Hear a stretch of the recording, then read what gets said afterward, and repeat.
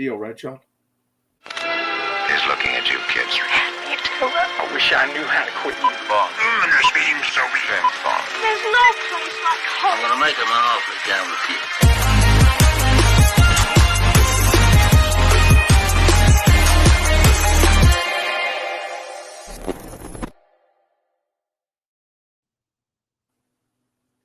Hey, welcome to another episode of Gone for the Win. We're here to talk about award shows, and we've got a lot to talk about. We've finally got nominations for Globes and Critics' Choice. The start of the major awards things is starting to shape up. We're also going to be talking about our predictions of international film and Best Picture. They're the only two categories we still had to yet talk about. But before that, I'm going to introduce our panelists. We've got Dan here. Dan, how's it going? Oh, it's going good. I'm starting to take it easy from seeing movies for a while. I'm taking a break, and that being said, I got a screener in my email today, so I got to watch after this. But I'm going to take a break from movies for a while. I've been so inundated with all kinds of movies, including international features, so I can bone up on this conversation that we're going to have today with our guest. And we've also got Sean here. Sean, how's it going? Doing well. Thank you for having me. Yeah, it's funny because you're slowing down. I'm actually ramping up my catching up just because I'm not a film critic. I don't get fancy screeners in the mail. But yeah, just like we did last week, just because we've got a lot to talk about tonight, we're not going to go over what we watched in the past week. But I do want to say that unfortunately, in the past week, we did lose Andre Braugher, Captain Holt from Brooklyn Nine-Nine. Some people may know him from Homicide: Life on the Street. He had a few roles in like some movies like Glory, She Said, probably a bunch of others. I did look over his filmography when he died. I just haven't looked at it since. But yeah, this is just sad news. Like, he was only like 20 years older than me. Like, he was 60. He was 61. Like, he was young. I don't think it was confirmed about what he passed off, but not that I want to get into it either. Because I think they said it was some kind of illness. But yeah. I did see something that it was some sort of cancer. That's all I know. Yeah, it was an illness of some sort. But yeah, I mean, like, the only thing I really know him from was Brooklyn Nine-Nine, and yeah, he was great at it. Yeah, very talented. I also love him in the Spike Lee movie Get on the Bus. It's another one that he's fantastic in. Right. That's right. But Dan, what are your thoughts about sort of Andre Braugher? Yeah, I mean, I will say here, I wasn't the biggest fan of him, but I do recall watching him in Glory, and he really had some emotional scenes in Glory. But a movie that came out last year, She Said, he was, as like an editor, he had a nice role in that, and I thought he added a nice element to that movie that was mainly focused on two female reporters, but he was like their editor, and he really supported them in the role. And I'd rather see him in those type of movies, serious movies, rather than the comedies. But he was very popular in Brooklyn Nine-Nine. I didn't get into that show, so I hadn't seen him in a whole lot other than that, But it's sad. It's always sad when you see a talented actor like Andre Braugher pass away. And I said a while back, I said this decade is going to be a rough decade for a lot of people, because a lot of my favorite people are up there in age. So I just prepared myself for a lot of people passing on. And sometimes you get these surprises with people like, wow, you didn't expect it, Well, I mean, it's one of those ones like on there now. I think, not that I'm keeping it, once again, I'm not keeping a tab on everyone that's died this year, but I think a lot of the people that have died are actually on the youngest side. I think, I don't think there's been a lot of the older people that have. I know, isn't that weird? So far. Right, well, yeah. 2024, and we haven't had a lot of the big name people in their 80s and 90s, except for Betty White, I guess. I mean, she almost hit the 100-year mark. Yeah. She came close. But Sean, what are your sort of thoughts on Andre Braugher? Yeah, I mean, I thought he was obviously a very talented, versatile actor. You know, I love the fact that he could do something like Brooklyn Nine-Nine, and then he could turn around and do Get on the Bus.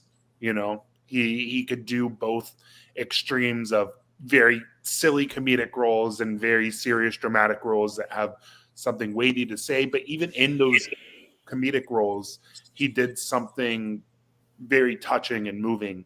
Like that character's arc in Brooklyn Nine-Nine does have a lot to say. And so, you know, he's a very talented actor who will be missed. But if we're going to get into some of these main topics, just because Sean's only here on limited time, we're going to start off with international feature and best picture. But like international feature is one of those categories like I'm staying out of. I have it partially because like one they very rarely get. I haven't been. A lot of them haven't been released here yet. And two, unless they're really highly acclaimed, I don't really watch a lot of cinema. I know it's bad to say, but it's just one of those ones. Like I've never been someone who wants to read subtitles while movies. I'll check them out if they're highly acclaimed. Like I'm probably going to check out Anatomy of a Fall, even though it's not one of those ones that's would be nominated international feature. Just because it wasn't submitted.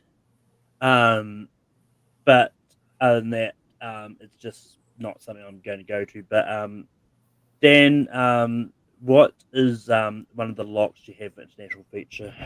Yeah, just real quick. So we will not mention Anatomy of a Fall because that cannot be nominated for an Academy Award in international feature. It can be nominated for Academy Awards in other categories, but for the sake of this discussion, we will not be bringing up Anatomy of a Fall.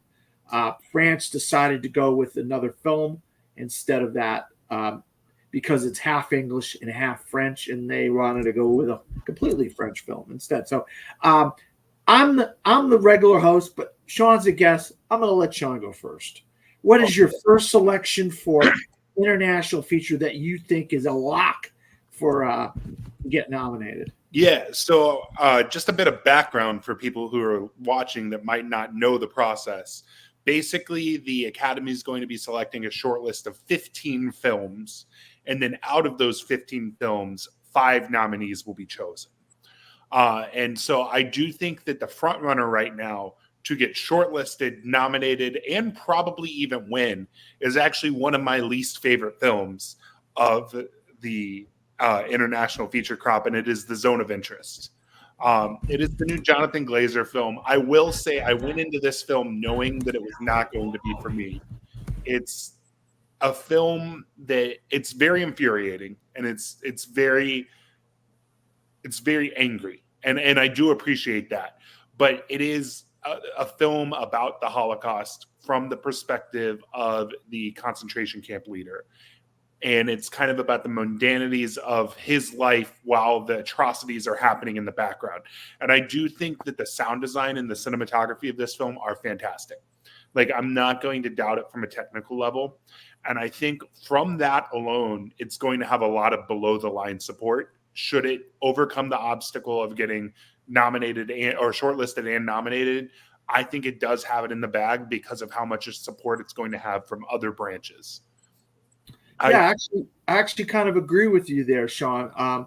I think that, look, I'm kind of a like historian when it comes to stuff like this, and I'm very fascinated by World War II and Auschwitz and concentration camps and the persecution of Jewish people and all this kind of stuff in World War II. So this movie really fascinated me. I went into it with high hopes, and I left with equally high hopes of what the fact of the matter is. Like, not to make a comparison here, but you got to kind of make a comparison here. You know, a serial killer, right? A serial killer goes around and he's killing all these people, but he's going to work. He's getting in his car. He's eating his breakfast. He's got his whole regular routine of what he goes through. But then on a whim, he's going to kill these people. Well, that's what this movie is. It's this commandant of this Auschwitz who's going about his day. He's got business meetings. He's got this. His wife's cleaning the house and taking care of the kids. And it's just like, wow, these people don't think what they're doing is wrong. They think this is what their life is, and this is how their life should be, and so forth. And Jonathan Glazer really captures that, I think, tremendously, especially with like the Big Brother aspect of where he put the cameras in the house and how it's just like it's like a Big Brother kind of look of these people and these family going from room to room and around the courtyards and stuff. Fascinating bird's eye view of this family that think they're doing nothing wrong, and then you hear these screams and you see these fires in the background and all this stuff. I think it's an amazing film. I think Sean's right though. I think it's probably the front runner to get nominated and probably win Best International Feature. Now, one that I think has got a very good shot. A personal lock for me, and Sean might disagree with this, but a personal lock for me it's on one of my favorite films of the year is Japan's submission. I believe it's, and you correct me if I'm wrong, called Perfect Days. It's about a man that once again kind of goes through his life. He gets up in the morning, cleans up, gets his clothes on, goes in his car, puts a cassette tape in his car, and drives to his job. And his job is he cleans bathrooms around Tokyo, Japan. And that's his daily routine. On the weekends, he goes and does his laundry. He has a bar that he likes to go to. He likes the bar matron. He goes to restaurants, and the restaurants sometimes will give him food for free because of the work that he does around the city. And Koji Fukasha, I think, gives one of the best performances of the year of this guy who just basically goes through his life doing his job. I think it's a fascinating movie by Wim Wenders. I would absolutely love it if this got nominated for Best International Feature. So that's my pick for number 2 for a lock. Maybe just Sean quickly, Stephen, is there precedent for a country deciding to change their pick? Because it's one of those ones like I wouldn't be surprised if Japan ended up changing, or was it too late? The deadline has passed for them to change anything. The reason I said that is like they could have maybe they still held much love Godzilla -1 is getting right. And change it to that. Well, but if the deadline's passed, it's passed. But yeah, that is something I was going to bring up too. There are a lot of films that Japan could have selected. There's The Boy and the Heron. There's Monster, which is a very, very good film with a Rashomon structure. There is Evil Does Not Exist, which is Ryosuke Hamaguchi's new movie. There's Godzilla -1, but I will say Godzilla -1 was not completed by the time that they had to do the deadline. It was still finishing in post. But of the three, of the other ones they could have selected, they could have selected Monster, they could have selected Boy and the Heron, they could have selected Evil Does Not Exist, but they went with Perfect Days. And I honestly, it's not my favorite of the group. I would say Monster is probably my favorite of the group, but I do think Perfect Days is a very good film, and I do think it has, like Dan said, it's. I would put it as second place. If there is a film that is going to challenge the zone of interest, I do think it will be Perfect Days, just because of the pedigree behind it. It is Wim Wenders as a director, who's a very acclaimed director. Like you said, Yukado's performance is getting all sorts of acclaim. It's not going to get nominated at the Oscars, but he is acclaimed. This is an actor's movie. I do think that this does have a chance. If something is to dethrone Zone of Interest, it will probably be Perfect Days. But yeah, in terms of the third film that I think is a lock, and I think the third film is the last one that's a lock. I think the last 2 spots are a little bit more up in the air than the top 3, but I think the third film that's definitely going to get nominated is another one that I do not like very much, and that is The Taste of Things. It is the French film that France decided to submit instead of Anatomy of a Fall, and it is a 2.5 hour cooking film with some great cinematography, some great food shots that are very delectable. I do think that this is definitely getting in just because it is a crowd pleaser in many ways. But I also found it incredibly frustrating. I don't want to go into spoilers or anything because this hasn't been released widely yet, but there is a development about an hour in that I literally started shouting at my TV when it happened in anger, and not in a good way, not in a good shouting way. I was very angry at the movie for being emotionally manipulative, and I did not like it. I found the first half of the movie to be boring, and I found the second half of the movie to be very cloying. But I am in the extreme minority when it comes to this film. Everybody else seems to be enamored with this movie. And I do think it'll resonate with a lot of voters in the technical aspects and in the acting aspects, because it does have two strong performances from Juliette Binoche and Benoit Magimel. Both performances are strong, and I think that because of that, it is a very safe lock for the final five. Yeah, I agree. I actually agree with Sean on the third pick here. I actually disagree with him because I love the movie, and which is what he said. He said most people like the movie, especially the first half hour is incredible. Especially if you're a fan of food, if you're a fan of cooking food, you're gonna love this movie. That first half hour is just, don't go into this movie hungry, because you will be starving by the end of this movie, because the cooking is, oh my God, it's so just the little details, all the little, take a pan out, add this to it, put the pan back in, cook it for a while.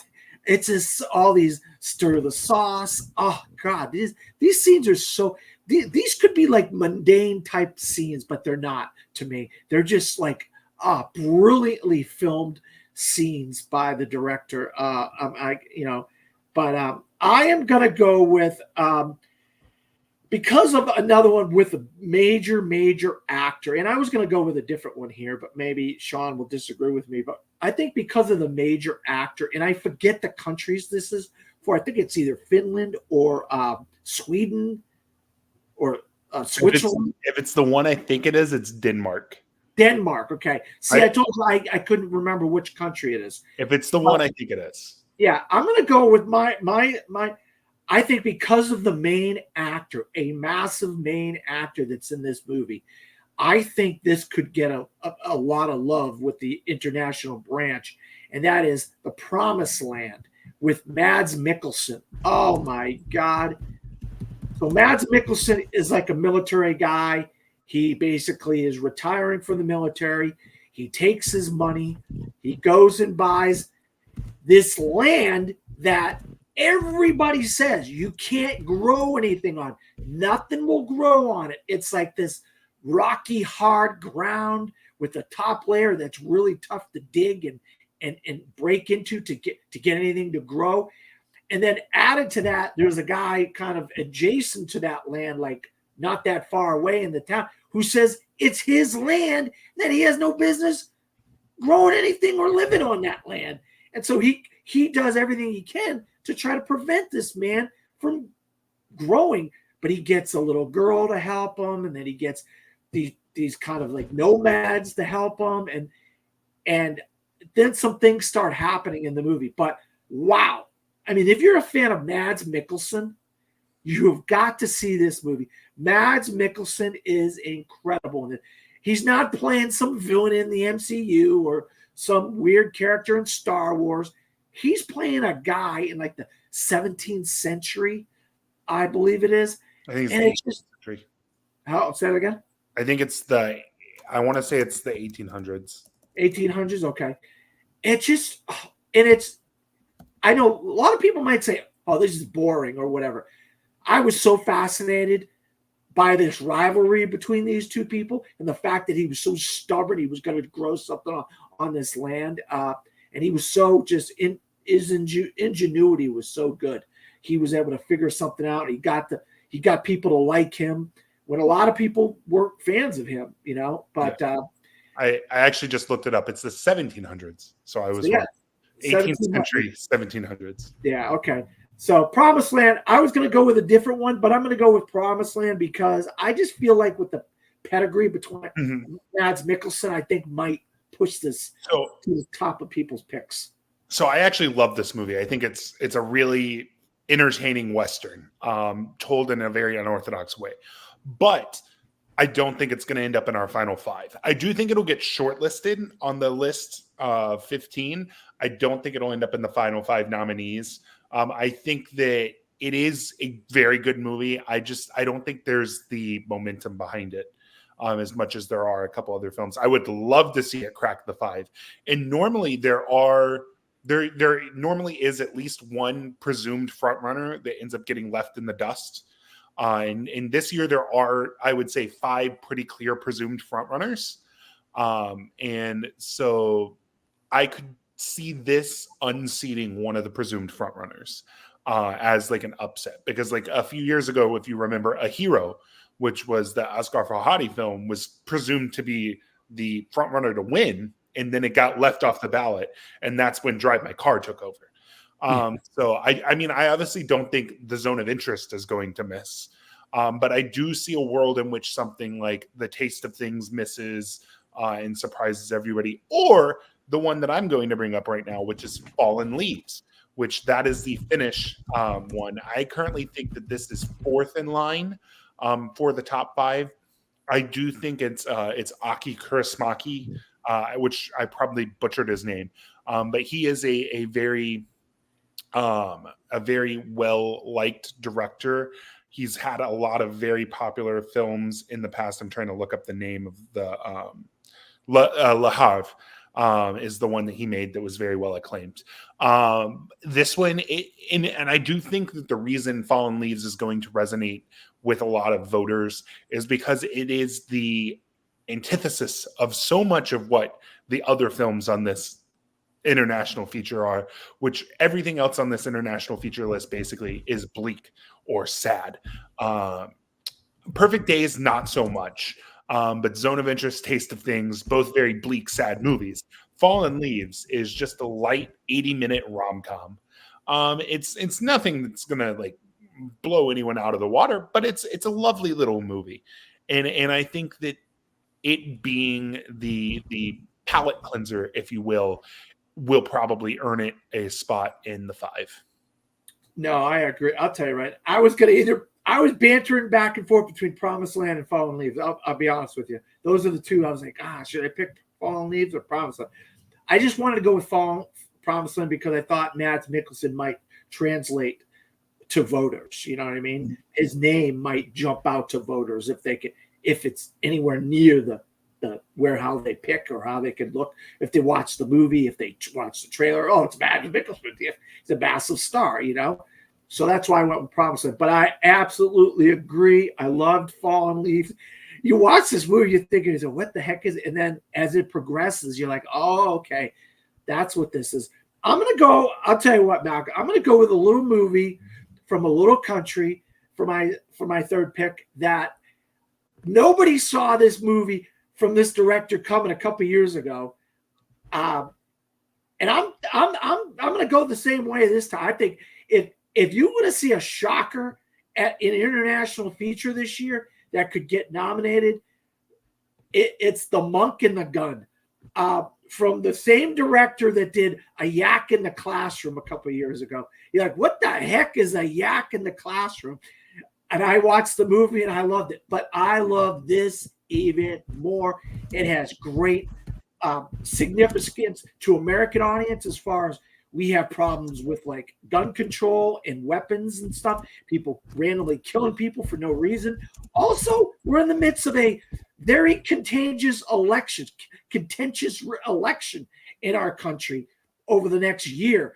And so I can see where A Monk and the Gun, where those two topics really can resonate with voters, because they're not over our country, but other countries. Those are very topical things, gun control and elections. So I'm just going to go with The Monk and the Gun. Sean might say, no, you don't know what you're talking about, Dan, but whatever. Let's do two more. I actually really like A Monk and the Gun. I think it's a fantastic film. It's another one of those that I do think I could see one of the main ones unseating or getting unseated by. I think it's a very interesting film. It's almost Altman-esque in the way it kind of weaves its different narratives together. I was pleasantly surprised by this movie when I saw it at TIFF because I didn't particularly care for Lunana Yak in the Classroom, but I ended up getting shut out of the Stop Making Sense retrospective with the talking heads in attendance at TIFF, and I'm like, well, what else can I see? And the answer was The Monk and the Gun, which actually ended up being one of the biggest pleasant surprises of the festival for me when I went. So yeah, I was very pleasantly surprised by that one. But basically, if I were to say as of today, the 5 movies that I would put in the category would be The Zone of Interest, Perfect Days, The Taste of Things, Fallen Leaves, and Society of the Snow. If I were to pick which 5 are going to get nominated. And then if I were to say the remaining 10 films on the short list, it would be The Teacher's Lounge, which is the German submission, The Settlers, which is Argentina's, Totem, which is Mexico's, The Promised Land, which was already discussed, Do Not Expect Too Much from the End of the World, which is the Romanian entry, Io Capitano, which is the Italian entry, The Peasants, which is the Polish entry, 20 Days in Mariupol, which is the Ukrainian entry, The Monk and the Gun, which you already discussed, and The Missing, which is the Filipino entry.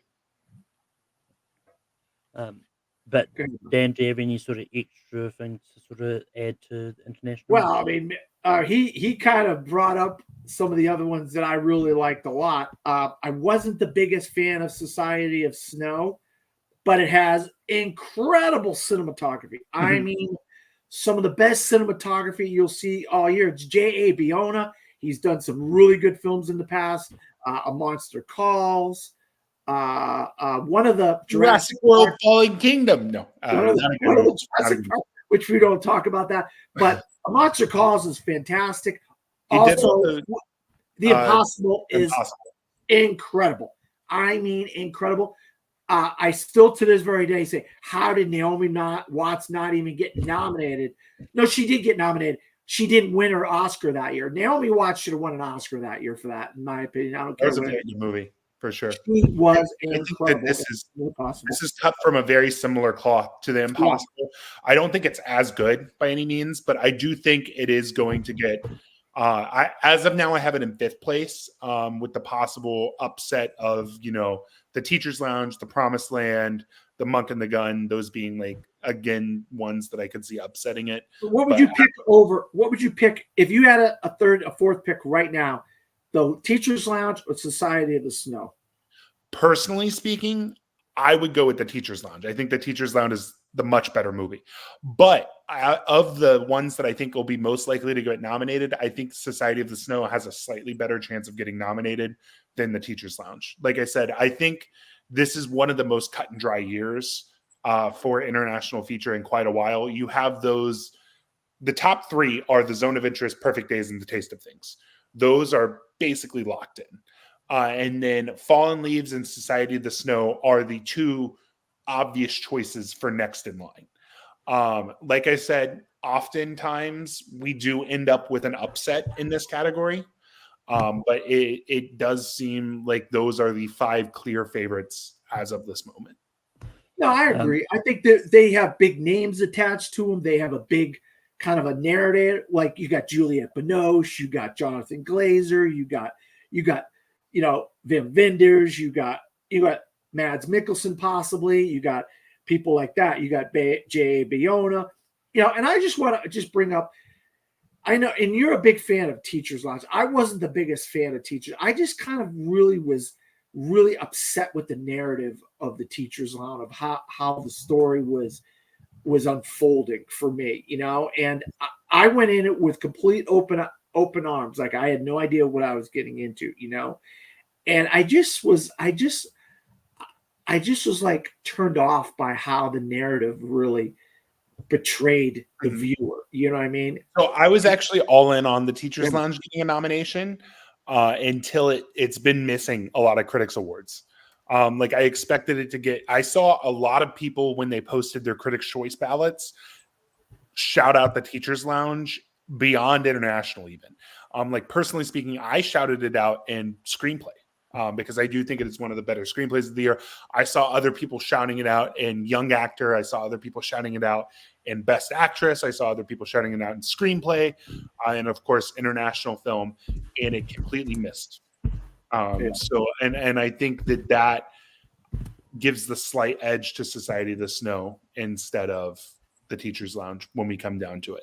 I think Teachers Lounge will definitely get shortlisted in the 15, but I think it's right outside of getting the actual nomination. All right. But anyway, we're going to pivot into Best Picture. And just because I didn't say anything that last one, I'm going to start off here. I was going to say that anyway, Malcolm. I was going to say, hey, the floor is yours. But yeah, the first one I'm going to bring up as a lock is probably going to be the one that everyone was probably going to be clamoring to bring up first, and that's Oppenheimer. I think just with how much love it's been getting in the critics side of things, like I think that's a definite lock to get in at this point. Like if it doesn't, then I don't know what to say at all. But yeah, Is this a revisit? Is this Best Picture revisited for us? Or no? we actually have this is our first time doing Best Picture. Okay, all right. That's why I decided to do it now, because I realized like we've got to do it soon, because otherwise we probably, because of everything else that's coming out, we probably may not get time to do it. So yeah, makes complete sense, Malcolm.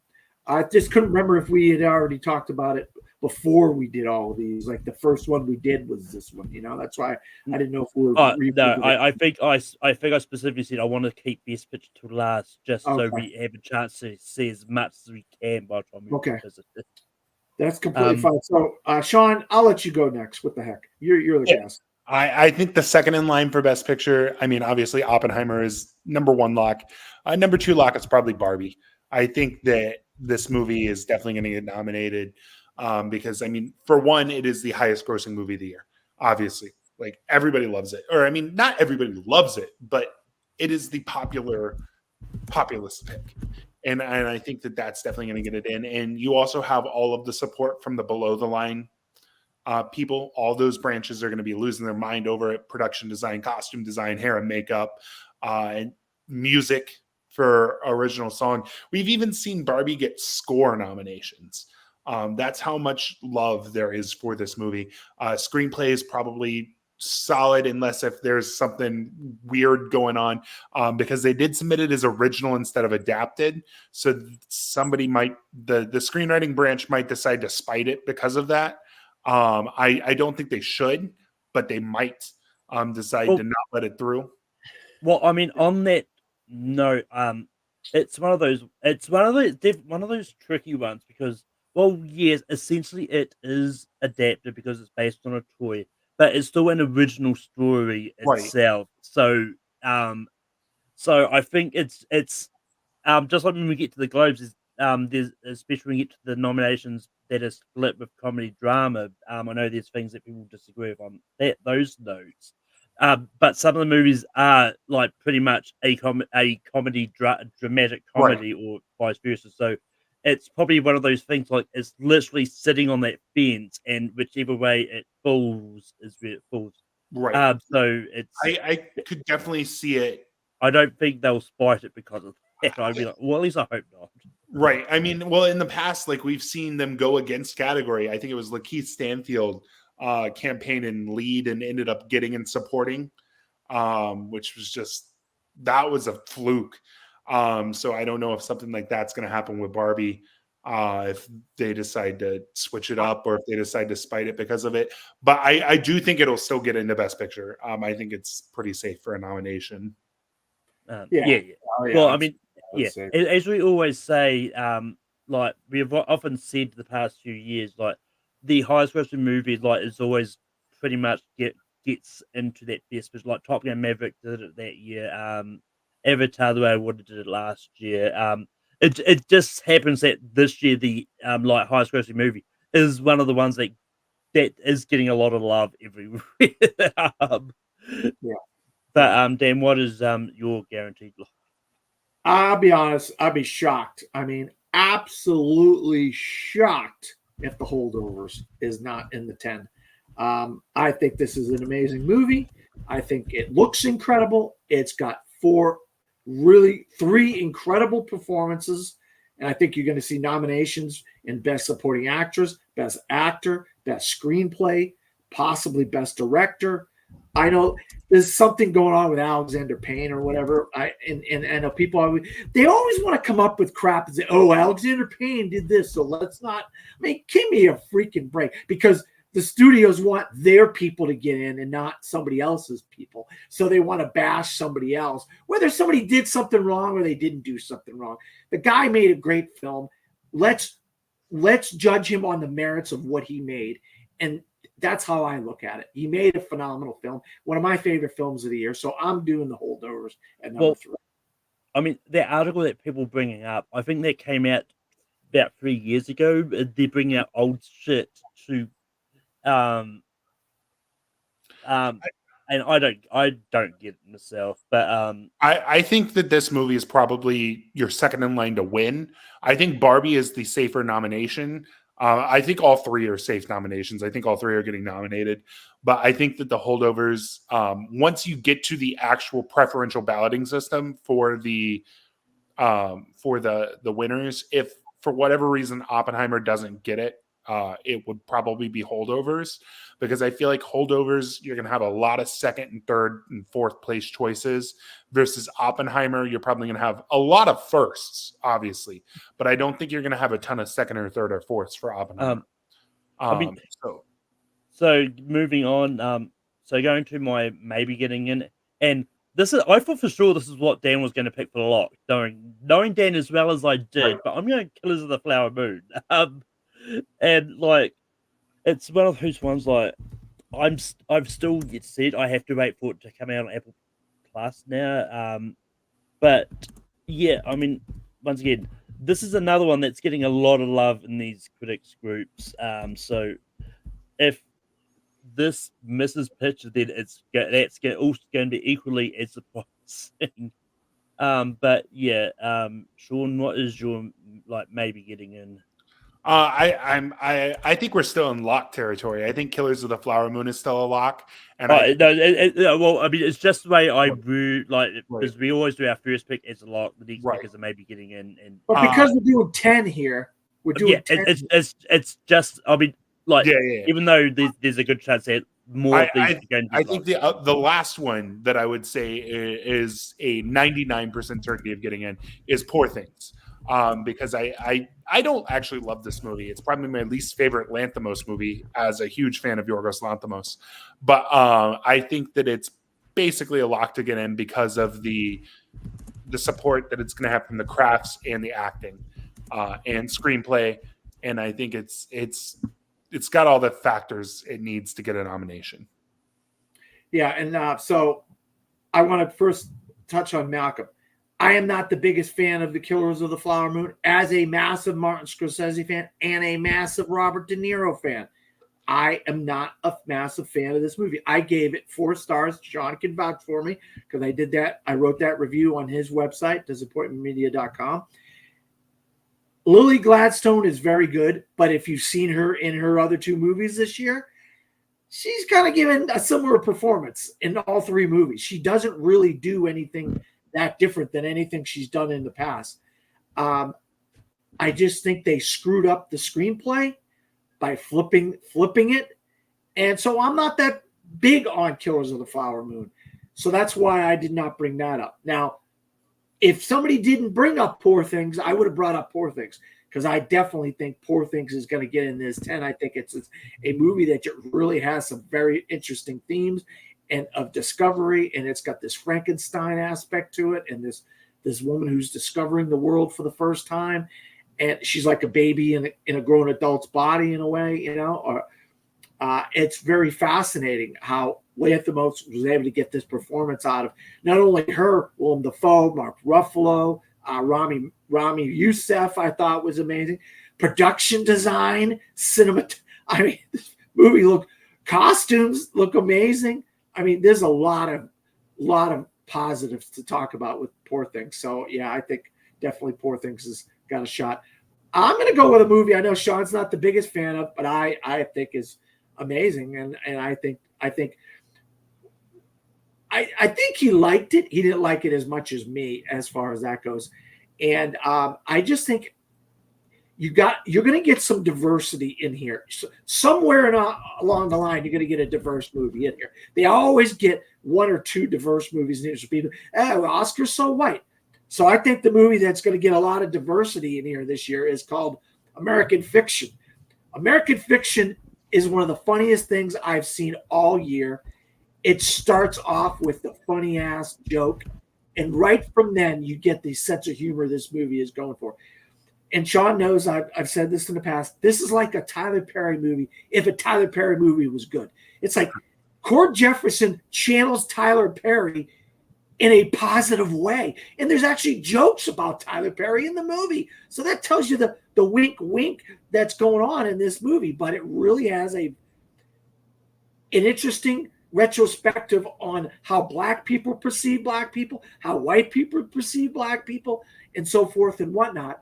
And I think it's going to be one of those movies with the expansion of the Academy and all the minority and diverse people that have been added to the Academy over the years, last 3, 4, 5 years or whatever.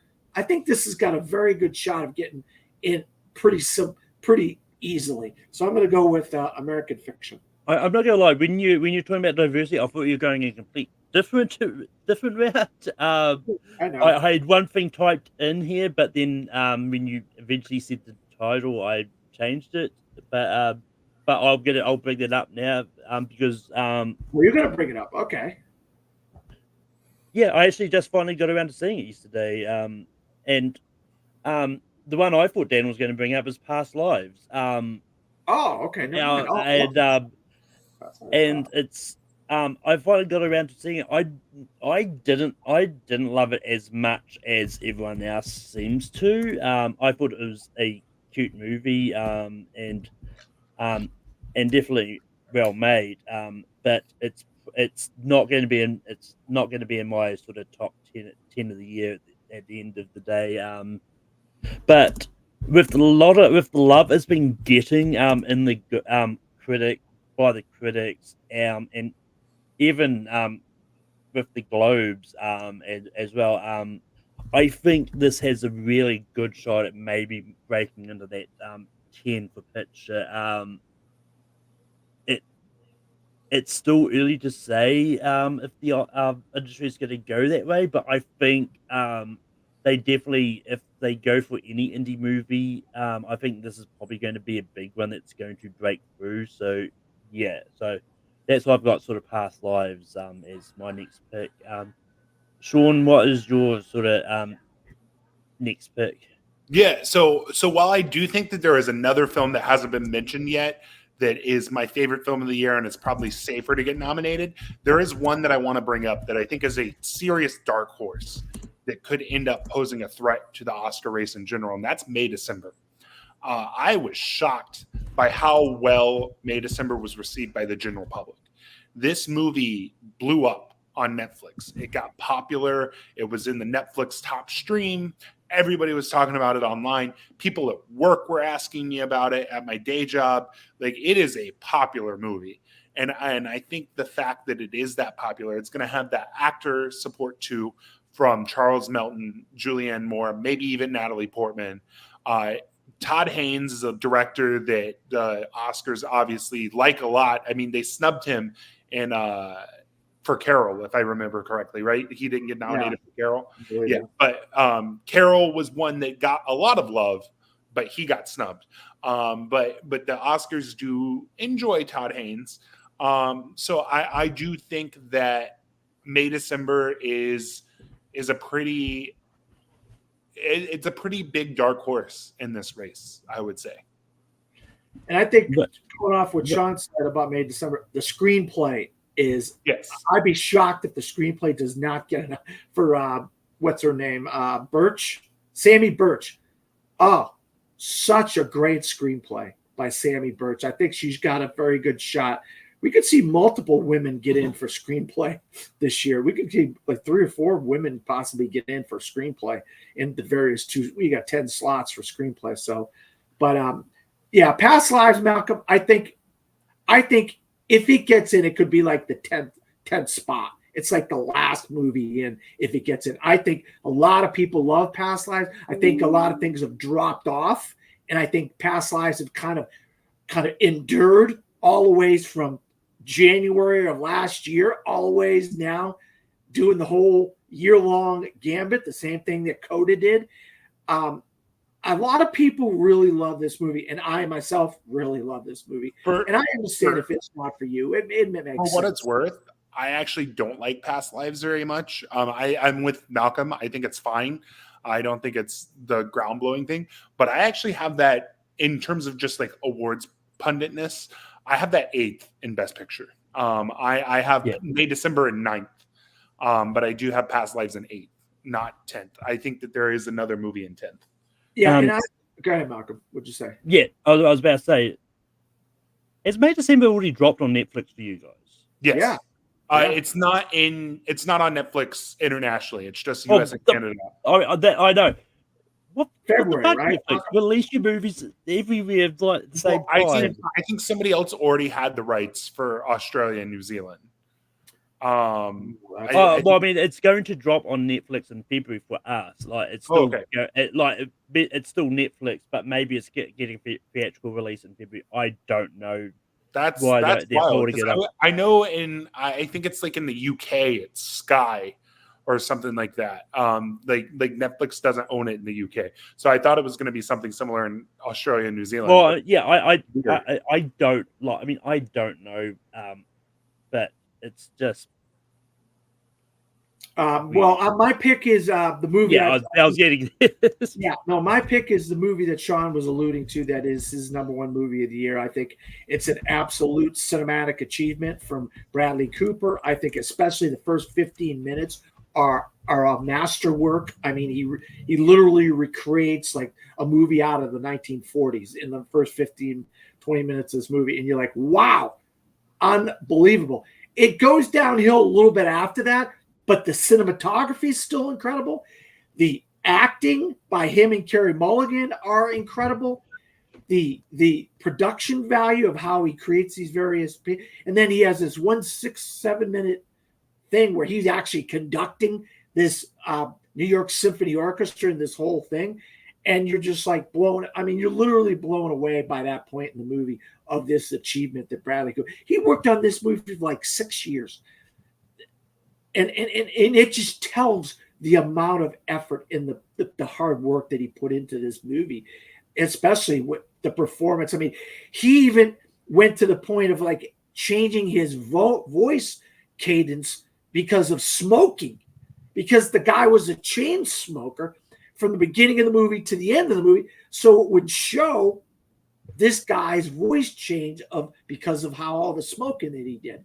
I mean, it's just, and Carey Mulligan, I mean, I've talked ad nauseum about how she got robbed for Promising Young Woman, but they weren't going to give it to her because of Nomadland being the runaway that it was that year. So that's how Frances McDormand got her 3rd Oscar.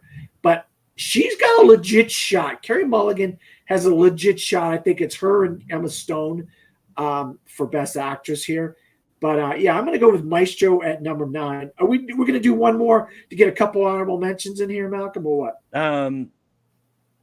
Probably not, because there just because we've got a lot to talk about, and there's actually one other thing that came out in this past week that I kind of want to get Sean's thoughts on, because the PGA just announced their drama nomination, documentary nominations for the awards. I mean, I know Sean's big on the documentaries. Yeah.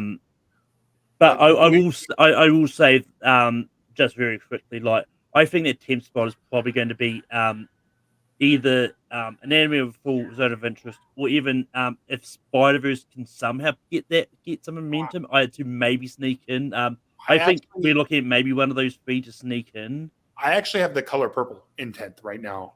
Well, pending tomorrow's embargo lift. Tomorrow is when the embargo lifts. We'll see the reviews tomorrow. We'll see how the reception is tomorrow officially, because the Twitter reactions have been kind of all over the place. But when the real reviews come out tomorrow, that's when I'll be like, okay, I'm keeping Color Purple in 10, or I'm putting Anatomy of a Fall in. Or maybe even Iron Claw, because Iron Claw has gotten some love too. But I think it's kind of like a mix of those. Yeah, I actually agree with you guys on that. I definitely think one of them foreign films were going to sneak in. But if Color Purple does great tomorrow in the embargo lift, you could forget about Anatomy of a Fall. Well, here's the thing. There's also a good chance like one of the other ones we've said may. Well, yeah, right. I could see Anatomy of a Fall unseating Past Lives or May December, for example. Yeah, agree. But I do think right now the one that's most up in the air is Color Purple for me. I have that in 10 very loosely. Well, yeah, I mean, it's one of those ones. I don't think I've got it officially in my 10. I've closed down my gold dupes. So I think but I know I've sort of got both of those of interest, and then fall sort of in the 10 on gold dupe. I can't remember what I don't think I put May December in, just because I'm still annoyed that I can't watch it. I'm locked out of Gold Derby somehow. I can't get into Gold Derby. I don't know what's going on. You gotta go to Brother Bros app. I tried. I even emailed I sent them a message. Say, hey, this is my email. Blah blah blah. No response. Well, he'll be releasing it on Android pretty soon. So, but anyway, moving on. The PGA have announced their nominations for their producer of a documentary motion picture, and some of like at least 5 of these may end up being the ones that show up in the Oscars time as well. So the nominees we've got 20 Days in Mariupol, American Symphony, Beyond Utopia, The Disappearance of Cher Hiti, The Mother of All Lies, Smoke Sauna Sisterhood, Squaring the Circle, the story of hypnosis. I think I was pronouncing it. It's just Hypnosis. Oh, but just Hypnosis. They just spelled it. Yeah, no. It's like a company. It's a graphic design company. Oh, okay. So that's why it's weird. But then, what are your thoughts about the nominations for the PGA's documentary category? Well, I've seen 5 of these, and I'll tell you what, I'm glad to see four sisters out of there. Thank God that's out of there, because I hated it. God, that's 4 daughters. That's a 4 daughters. That's a thirst trap, is what that is. What? People are just watching that to look at them daughters. That's what they're looking to watch that for. No, Dan. Good-looking daughters. Them good-looking daughters. That movie is about women who are radicalized into ISIS. That is about I know what it's about. You can get from a thirst trap. I saw it. I know what it's about. The furthest thing you can get from a thirst trap. If you want to hear Dan's further thoughts on 4 Daughters, I'll refer you back to an earlier episode where we talked about documentaries. I'm just joking around. I'm just kidding around. But no, 5 of the 7 that were nominated here, I've actually seen, and I think this is a very good. But the one that's not in there, interesting enough, we're still a Michael J. Fox story not in here. That is a big surprise. But the ones that my big ones, the ones that I think should be in here, the ones that I think should be competing for the Academy Award, 20 Days of Mariupol and Beyond Utopia are in here. That's good news for those 2 films, because the producers, they're the ones that make the movies. They have a little bit better idea of what's good and what's not good. And and I just recently saw Sheer Height. Very fascinating woman. Very good documentary as well. A lot of archival footage, a lot of narration by Dakota Johnson. And I know Sean saw Mother of All Lies, and you like that a lot, right, Sean? I think it's good. I've actually seen all of these. I don't believe that Mother of All Lies is eligible for the Oscars. I don't think it got a qualifying run. I don't think it has distribution, or it just got distribution in the US. And they're releasing it next year, but I don't think it got qualified. So film for the festivals don't count? What? Film festivals don't count as a qualifying Not for release? Oscars. But it qualifies for international feature because it was submitted as Morocco's submission. I don't think it's going to get shortlisted or nominated, but I don't think they did a qualifying run for the documentary category. So I don't believe that it's eligible. I might be wrong on that. But to my knowledge, I don't believe it's eligible. Yeah. But of the list of, I think it's 7 nominees, I think 3 of them are going to make it into the Oscars.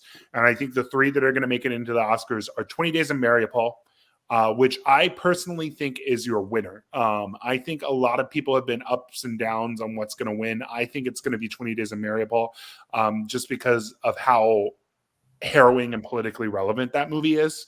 And then the other 2 I think that will translate into nomination are Beyond Utopia and American Symphony.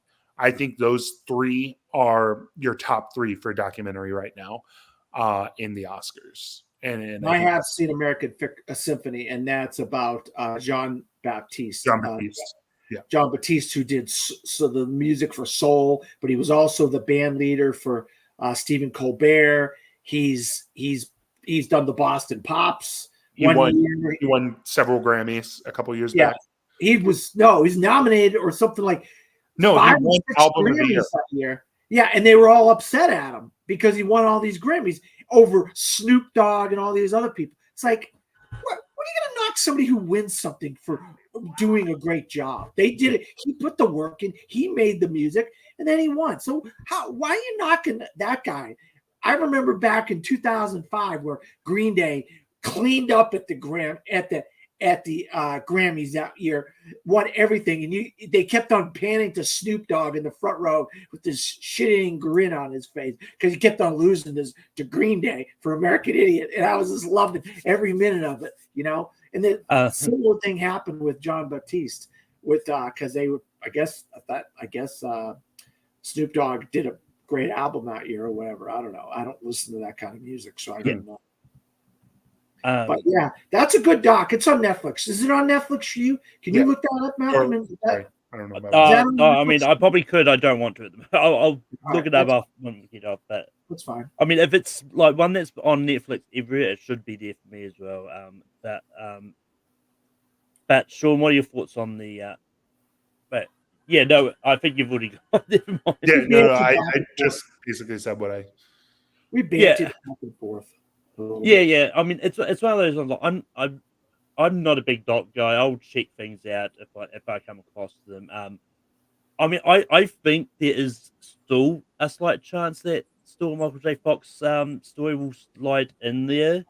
I think it'll get into. Yeah, I mean, it's one of those ones like. I mean, it's one of those ones like the way it's going. It's going to be really interesting to see because I would argue that 20 Days of Mariupol is kind of the front runner, which it puts it in a dangerous position. Right, because the presumed front runner for the docs always gets left out, especially if it's an archival documentary, which that one is. In a way. Still's winning a lot of critics guilds. Right. Well, yeah. As I said, like it's one of the. I think it's getting to the point where it's 50-50 between 20 Days of Mariupol and Still. I think they're both kind of presumed the front runners. I kind of want to say that they both still could get in. I kind of want this to be the year where their front runners actually get nominated. Right. But another one that I think is great that the producers did nominate was The Pigeon Tunnel. I think it's a phenomenal doc. Once again, both of the Apple docs didn't get nominated here, so interesting. I didn't see it, but another one that was presumed a front runner that didn't get nominated was The Deepest Breath. That one's been doing a lot of stuff, and it got left out. And a lot of people were saying that was a potential front runner for the Oscars. And then there's just a couple other things that like The Mission, Little Richard. Kokomo City, Anselm, The Eternal Memory. There are like a bunch of things that got left out in favor of some kind of weird picks. Like I never would have expected Squaring the Circle to get a big nomination like that, and it's not going to get into the Oscars. But that's just kind of an out there pick. Mother of All Lies isn't even eligible for the Oscars. Like I said, I don't think. The Sure, restaurant one. Remember the Menace Plaza? Menu Plus here. That's Yeah, amazing. yeah, Nice. no, it's an amazing one, but I don't think the documentary branch would ever go for a 4.5 hour or almost 4.5 hour documentary. Do the Oscars do a shortlist of documentaries or? Yeah, they do, right? They shortlist doc. Yeah, I think they shortlist docs. Yeah, I was about to say we'll find out in a couple of days. Because the Oscar shortlist for at least 8 categories comes out this week. Right. So Yeah, but they don't do the flashlights anymore. They got rid of that because that was a Oh yeah, we all heard about that. That's how the basketball documentary. Yeah, Dreams. Oh god, that was Roger Ebert's best movie of the year that year. But anyway, so going to move on to the Globe nominations. Shorty, you going to stick around for a bit? Yeah, I'm going to head out, but thank you so much for having me. Really enjoyed the conversation. Yeah. Thanks, Sean. Where can people find you? Yeah, you can find my my words on Fandom Wire, which is a website, fandomwire.com. And then I also run disappointmentmedia.com, which is kind of a collective for underrepresented voices. So yeah, thank you so much again for having me. Bye, guys. But going to move on to the Golden Globes nominations. They came out. And I'm going to start at the bottom of the Wikipedia page. I'm going to not talk about the TV side of things so much. I'm going to keep it on film just for the interest of time, because we've still got like a bunch of critics winners and stuff as well, which we can breeze through them quickly, because most of them are pretty much the same winners. So the first category I'm going to talk about is Best Original Song. And the nominations for Best Original Song we've got Addicted to Romance by Bruce Springsteen for a movie called She Came to Me, which I think is for the Peter Dinklage rom-com. We've got Dance the Night from Barbie, I'm Just Ken from Barbie. We've got Peaches from the Super Mario Brothers movie, Road to Freedom by Lenny Kravitz for Rustin, and What Was I Made For Barbie. And I actually, when these came out, I actually did a quick look back at the Oscar original song and how the correlation of this. And it's actually a pretty good correlation because one thing I've found out is like at least 3 or 4 of the songs that you nominate at the Globes like do end up in the Oscars as well. But Dan, what are your thoughts about the nominations for Best Original Song? I mean, these are pretty much the usual suspects here. You can only have two songs from the same movie, so you're not going to be able to get 3 Barbie songs at the Oscars. So something else is going to be in there. If this is your 5 with something else in there. Well, I will say there is 6 nominations at the Globes for each category. So, there you go. So yeah, so one of the Barbie songs will probably end up being knocked out anyway. Yeah, more than likely, and probably something else. Yeah, I mean, I like the song from Lenny Kravitz and Rustin. I like, obviously, Peaches. I like the Ken song. So those are actually 3 really good songs as far as I'm concerned. I just am not the biggest fan of all the songs in Barbie. I would have put in some other songs. But, I mean, these seems like the usual suspects for song. It's just like they want to get, like, Billie Eilish to show up, and they want to get, like, Nicki Minaj and these people to show up for their awards. You know what I mean? We always joke about how they want to get all these different people to show up for the awards, you know what I mean? And that's the Nicki Minaj song wasn't nominated. Okay, so I don't know who sang which, you know. I just know Dua Lipa is that Dance Night. Okay. That's a Dua Lipa. Yeah, I got you. So Nicki they want Minaj the celebrities to show up. You know how that goes, Malcolm. You know, remember the year they nominated The Tourist and had Angelina Jolie and Johnny Depp show up, you know? And it was like, The Tourist, what the hell? Well, I mean, it's one of those ones like, especially if the nominations at the Globes came out with here. I think this is probably the first year where I actually quite like the Globe nominations. They don't No, they're have really good. They're when going to we move translate up. the Oscars very well, Mark. They're going to translate the Oscars very well. I mean, you're going to see a lot of correlation between the Oscars and the Globes this year.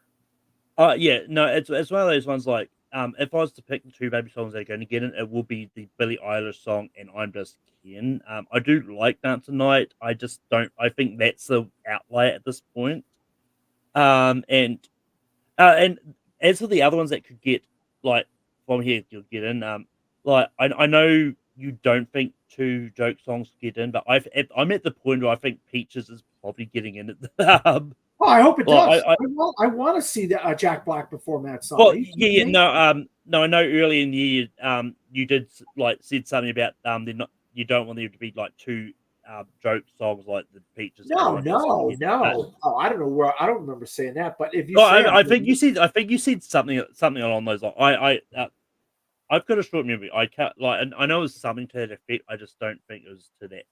no, I would love to see Ken. I'm Just Ken and Peaches both get in. I want to see those songs performed. Are you kidding me? That would make But, a fun time for yeah. the Oscars. I mean, it's one of those ones like. So I mean, I think the Lenny Kravitz one and the Bruce Springsteen one. I think they're the two outliers. I don't. Like I'd like to see them get in. It's just there's a lot of other songs that are floating around there, and it's going to be it's one of those ones like this could be the year that Diane Rowan's long streak of getting into best song will stop. I don't think that I You're don't know right. if there's been any correlation with the Globes and Diane Rowan. I did No, look I at don't think so. that, but Yeah. but and it's but yeah, as I think the only two options is either the flaming hot one, which I don't even know if it's Eligible. well, but it's one of those. It's been coming up a few places. I'm still don't know 100% if it's eligible or not, or it's the 80 for Brady one. But either either that. I think if it's five of the ones that are nominated here, you do have um the demographics. Like you've got Dua Lipa and Billie Eilish for the young folks. You got Lenny Kravitz and Bruce Springsteen for the older folks. You've got Peaches and I'm Just Ken for the people who like Jack Black and Ryan Gosling. So you've got something for everyone here. So I Oh mean, yeah, absolutely. Oh no, no. I'm this is a good batch of songs. There's no doubt about it. I didn't have these 5 songs in my when I voted in my guild. I didn't do all, but I did have two of these 5 or 6. yeah. I had 2 of these 6 in my 5 songs. I think. I'm surprised no Flora and Sun here. I thought High Life would have translated. Yeah, I mean, look, I mean, it's one of those ones. Like I think when it comes Probably to BAFTAs. High Life will do a lot better at the BAFTAs. I bet. well, what I was about to say, I mean, it might. I don't know. But it's one of those ones like Flo and Son that I think that's one of those movies. I think not a lot of people are actually talking about at this point. Like even the critics groups, like I don't think it's been talked about a lot. So I think if it gets in, it'll be pure chance. Because let's not forget, like the Oscars didn't nominate a song from Sing Street at the last time there was a John Carney movie out. So I think there's a chance the John Carney movie misses here for song as well. Yeah. No, you're right. You're right. I mean, you could be completely right, Malcolm. It could be one of those where John Carney just is a stacked year in song, and John Carney can't get in. And I think High Life is one of the best songs of the year. But like you said, I think if it gets in and wins BAFTA, it might still stand a chance to get in Oscars. But it's got to do good. I don't know if I don't remember BAFTA having an original song. Well, that's do they have a song category? That's another. Yeah, I don't think the same thing you were thinking. I don't think they do. But anyway, moving on to Best Original Score. Nominated for Best Original Score. I'm going to butcher this name so bad. We've got Jerskin Fendrix for Poor Things, Ludwig Göransson for Oppenheimer, Joe Hisashi for The Boy and the Heron, Mika Levi for Zone of Interest, Daniel Pemberton for Spider-Man Across the Spider-Verse, and Robbie Robertson for Killers of the Flower Moon. So this is an interesting bunch. Here. It is. I mean, I think Gunson, Pemberton, and Robbie Robertson. I think they're safe. I think they're most likely going to be in the batch. The other ones, I mean, like just because I haven't seen Poor Things, Born in the Hero's Own Interest, don't really have any indications for those. But from what I've heard in the trailers, like, I think Poor Things has probably got a good shot at getting into score at the Oscars. And then that leaves that fifth spot up for grabs. And I don't know if Ghibli's ever been nominated for score, so I think The Boy and the Heron getting nominated here is interesting. But Dan, what are your thoughts about the best original score nominations? Well, I mean, Goranson has already won an Oscar, so he's already the front runner here. And Robbie Robertson died, so there's a possible of a what do you call it when someone dies? Oh God, well, I But know posthumous. posthumous award here for him, and he has won a lot of awards as far as that goes. So, I mean, this is an interesting batch of people. It could. I mean, I think it's Goranson here, but I mean, I don't know. You know, you just don't know. Yeah, and it's one of those ones like no. Aside from Gurnson, there's no other like usual suspects in this category. Like, there's no Hans Zimmer. And I'll tell you, There's Marco, not to jump on you here, but I think Desplat, Alexander Desplat for the Boys in the Boat. Oh my God! If you see that movie and the one of the things you notice about that movie is its score. But that movie is getting such like it's a no go for anything when it comes to the awards and stuff like well, that. But that uh, score is amazing, and maybe they hadn't seen the Boys in the Boat yet, and so that's well, why I get in here. I was actually going to touch on that. Were you okay? Yeah, because I think with Splat, like, I think it could just be a case of he had a lot of choices that you could have gone. It was like he also had Asteroid City as well. So maybe some people went Asteroid City, some people went The Boys in the Boat, and then it just completely kind of diluted Desplat's chances to let some of these people through. So I think that's the potential of what may have happened here. But moving on to best screenplay, and they don't separate between original and adapted. But we've got Barbie nominated, we've got Poor Things, we've got Oppenheimer, we've got Killers of the Flower Moon, we've got Past Lives, and we've got Anatomy of a Fool. But Dan, what are your thoughts about the screenplay nominations? Yeah, this is. I mean, I think every one of these is going to get in their respective categories at the Oscars.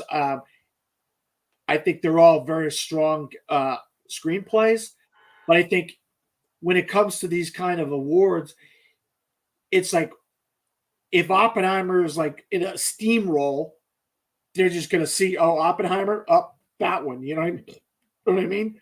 And maybe this could be a steamroll for Oppenheimer and Christopher Nolan. You know what I mean? I think this is a great category. I think Barbie screenplay is amazing. Past Live screenplay is amazing.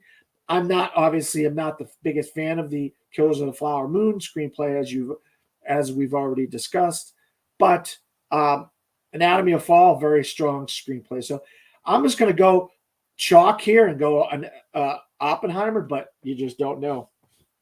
Yeah, and just very quickly going back to score, I just quickly looked up to Splat, because he also did the score for Naiad as well as The Palace. So he'd done 4 movies this year. Wow. So yeah, but yeah, I kind of agree. I kind of think that all these sort of categories are going to be sort of nominated in their respective areas. And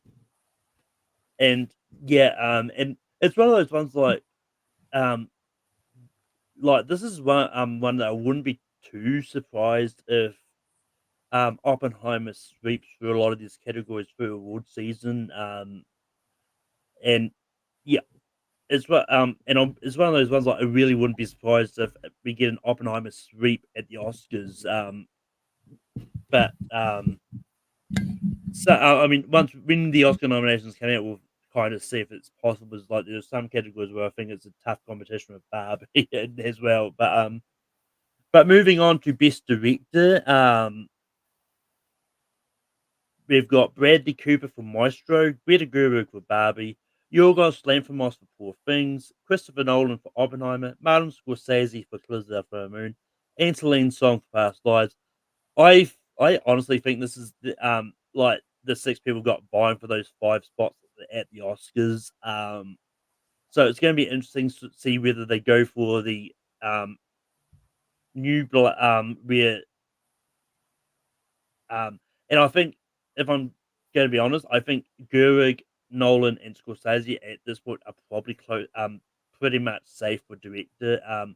Yorgos, um, I like Yorgos. I'm kind of 50-50 on. I haven't seen Poor Things, so I can't judge the movie, but it's going to be one of those ones like he may miss out, and we get like Bradley Cooper and Celine Song getting in for their first nomination to director. Well, not Celine Song, but has Bradley Cooper been nominated for director before, or did he miss I out? think he got snubbed for his last movie. I think he did not get in for that. Yeah, so it's going to be interesting to see what way they go. Like, maybe there's a shock, and Scorsese and Nolan miss out on. Well, I don't think Nolan's missing out on getting nominated for Oscar, but it'll be surprising if Scorsese does. But I think that's where I think that's exactly what might happen. I think Scorsese is going to get knocked out here, and I don't think you're going to get 2 women. I mean, and I'm not don't at me about this, but I don't think you're going to get 2 women in Best Director. Even though I think both of them do deserve to be in Best Director, I don't think you're going to get 2 women in Best Director, and I don't think Scorsese is going to be in there. I think you're going to get Alexander Payne in here, and I think a potential of Cord Jefferson in here. Those are the 2 I think have a better shot at I know Scorsese is getting a lot of love, a lot of different guilds and stuff. I just don't think he made one of the best movies of the year. That's just my personal opinion, and I think that they really are pushing it. If they get Celine Song and Greta Gerwig, they're really pushing that diversity and that trying to get a lot of different types of people in these awards categories. I myself would put Cord Jefferson and Alexander Payne in here over one of the women and Scorsese. That's just me. But if Nolan's in here, you can almost guarantee he's going to win. yeah, I mean it's one of those ones like it's just like as you said, there is a few other people like buying around there. Like director is stacked, but it's I think and on look, I mean I know you love the holdovers, but I think holdovers this it might just be a case of it's going to get into other categories, but I think director could be one that misses out because I think Alexander Payne like has not been coming up a lot in these critics groups and stuff and that so I think if anything maybe Cord Jefferson sneaks in as you're saying takes out one of these but and yeah it's all over the place and who knows where this could go like there's so many possibilities of who's But missing and you can almost guarantee it. Check that box for Nolan here. but why yeah I mean it is what it is I mean I don't know yeah anyway moving on I have no idea where I was going with that but moving on to supporting actress we've got Emily Blunt for Oppenheimer. We've got Danielle Brooks for The Color Purple. We've got Jodie Foster for Naiad. We've got Julianne Moore for May December. We've got Rosamund Pike for Saltburn. And we've got Divine Joy Randolph for The Holdovers. Dan, what are your thoughts about supporting actress? Well, you got the front runners here, in my opinion. I think you got Divine Joy Randolph and you got Danielle Brooks. Those are the 2 front runners. I personally don't think they're going to get 3 white women in Best Supporting Actress. I really don't think so. And if I'm just going off of what you and a lot of people are saying, if you're going to push Barbie as hard as they're going to push Barbie, why not America Ferrera? I mean, she gives an amazing. She gives a very heartfelt speech in that movie that really moved a lot of people. Why not America Ferrera? There, somewhere or other, she's getting some kind of industry award. I forget where she's getting an award. It's the critics, I believe. Yeah, Critics' Choice are giving her this industry award. So there's obviously love for America Ferrera. I mean, I don't think Emily Blunt, she has a couple scenes that are good, but I don't think you're going to get 3 white women in the Oscars. I think you're going to get more of a diverse group of women. And I mean, I don't think Emily Blunt's going to get in. But you do have the 2 front runners. This is going to either be Danielle Brooks or Divine Joy Randolph. The way things have been going, Divine Joy Randolph is looking good. Yeah. I mean, like, I don't think she's lost anywhere for supporting actress that I've seen. And we'll get into the critic about some of these critics ones in a bit. Yeah, and I mean, as I said, like, there is 6 nominations here, and I do think Emily Blunt is probably the one that's least likely to get into the Oscars. But and it's one of those ones like it's going to also it depends on the if the Oscars love Saltburn enough as well. That's another one. My buddy I mean, Scott Nance loves Rosamund Pike and Saltburn. He was the one who he was pushing her on her last movie, that Netflix movie. Oh God, I can't remember the name of that Netflix. My buddy Mance was pushing her for that one. I can't see it. You can't see or whatever it was. I can't remember it. And now he's pushing her for this as well. And I'm like, man, come on, Mance. I love Mance to death. I just don't see it for Rosamund Pike, this year. So I'm right with you as far as that goes. Well, I mean, it's not so much like I haven't got around to seeing Saltburn, so I just it's one that I did want to get to, but it's just one of those ones like based on what I've heard and what Rosamund Pike's last movie was, I Care a Lot. I Care a Lot. That's what it was. Mance was pushing her for I Care a Lot. Much better. She was much better in I Care a Lot than I thought in Saltburn. But that's just my 2 cents. You're going to get to see some of these, Malcolm. I'll tell you right. Your Amazon, you're going to get American Fiction. You're going to get Saltburn. Are both going to pop up on your Amazon. I could have seen Saltburn in cinemas. I just didn't get around to it. Oh, okay. Oh, you would have missed You missed a Barry Keoghan performance for the ages, Malcolm. And I mean, that being said, Rosamund Pike did win for I Care a Lot at the Globes last year. So yeah. So I mean, the Globes do love Rosamund Pike. But did you get in for Wheel of Time? I don't want to go off on a tangent. Something else. Did you get in for Wheel of Time? It might be a freaking. I don't. I'll quickly go down there, but I don't think she did. No, okay. Real Time don't think got any nominations. Okay, all right, yeah, all right. Then she didn't get in then, because she's been doing Wheel of Time. She did the first 2 seasons. Yeah. Okay. But yeah. So and I mean, it's one of those ones like, I think if anyone gets in, I do think it would be it's either going to be it would be America Ferrera if anything. But that being said, if Margot and Ryan are the sort of only sort of nominations, the acting nominations that Barbie get, I'll be fine with that as well. But we'll see what happens come Oscar nomination time. But moving on to supporting actor, we've got Willem Dafoe for Poor Things, Robert De Niro for Killers of the Flower Moon, Robert Downey Jr. for Oppenheimer, we've got Ryan Gosling for Barbie, we've got Charles Melton for May December, and Mark Ruffalo for Poor Things. I think the 5 they're going to get in for supporting actor are in this category. It's going to be interesting to see what way they go. I would hazard a guess to say that at least like Melton, Gosling, Downey, and De Niro are probably all going to get in. I know how much you feel about Melton, but at this point, I think he's. I think he's.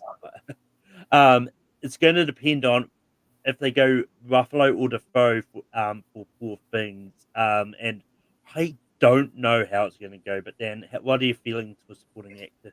No, I agree 100% what you're saying. I'm not the biggest fan of what Charles Melton is doing in May, December, but I believe 5 of these 6 are going to be your 5 nominees for the Academy Award. And I think because of he's not as boisterous and he's not as giving kind of an out there performance as Mark Ruffalo. He's given a good performance because he always gives a good performance. But I think if there's one that could get knocked out for the Oscar, it's Willem Dafoe. And I think you're going to get the other 5 are going to be in. And I think I'll be honest with you. I think this is Robert Downey Jr.'s to lose, just like Divine Joy Randolph. I think what Downey Jr. gives, people. I've heard people watch this movie and didn't realize that was Robert Downey Jr. That's how great the makeup looks and the performance that he's given is that, I would love to see him win. I want to see people like him and Divine Joy Randolph. I just don't want to see a bunch of repeat winners, like Emma Stone, Robert De Niro. I want to see new people win, people that haven't won before.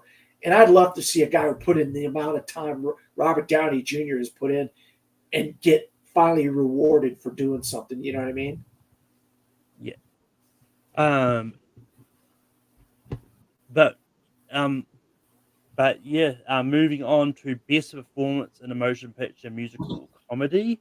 Starting with the actresses, we've got Fantasia Barrino for The Color Purple, Jennifer Lawrence for No Hard Feelings, Natalie Portman for May December, Alma Poitstill for Fallen Leaves.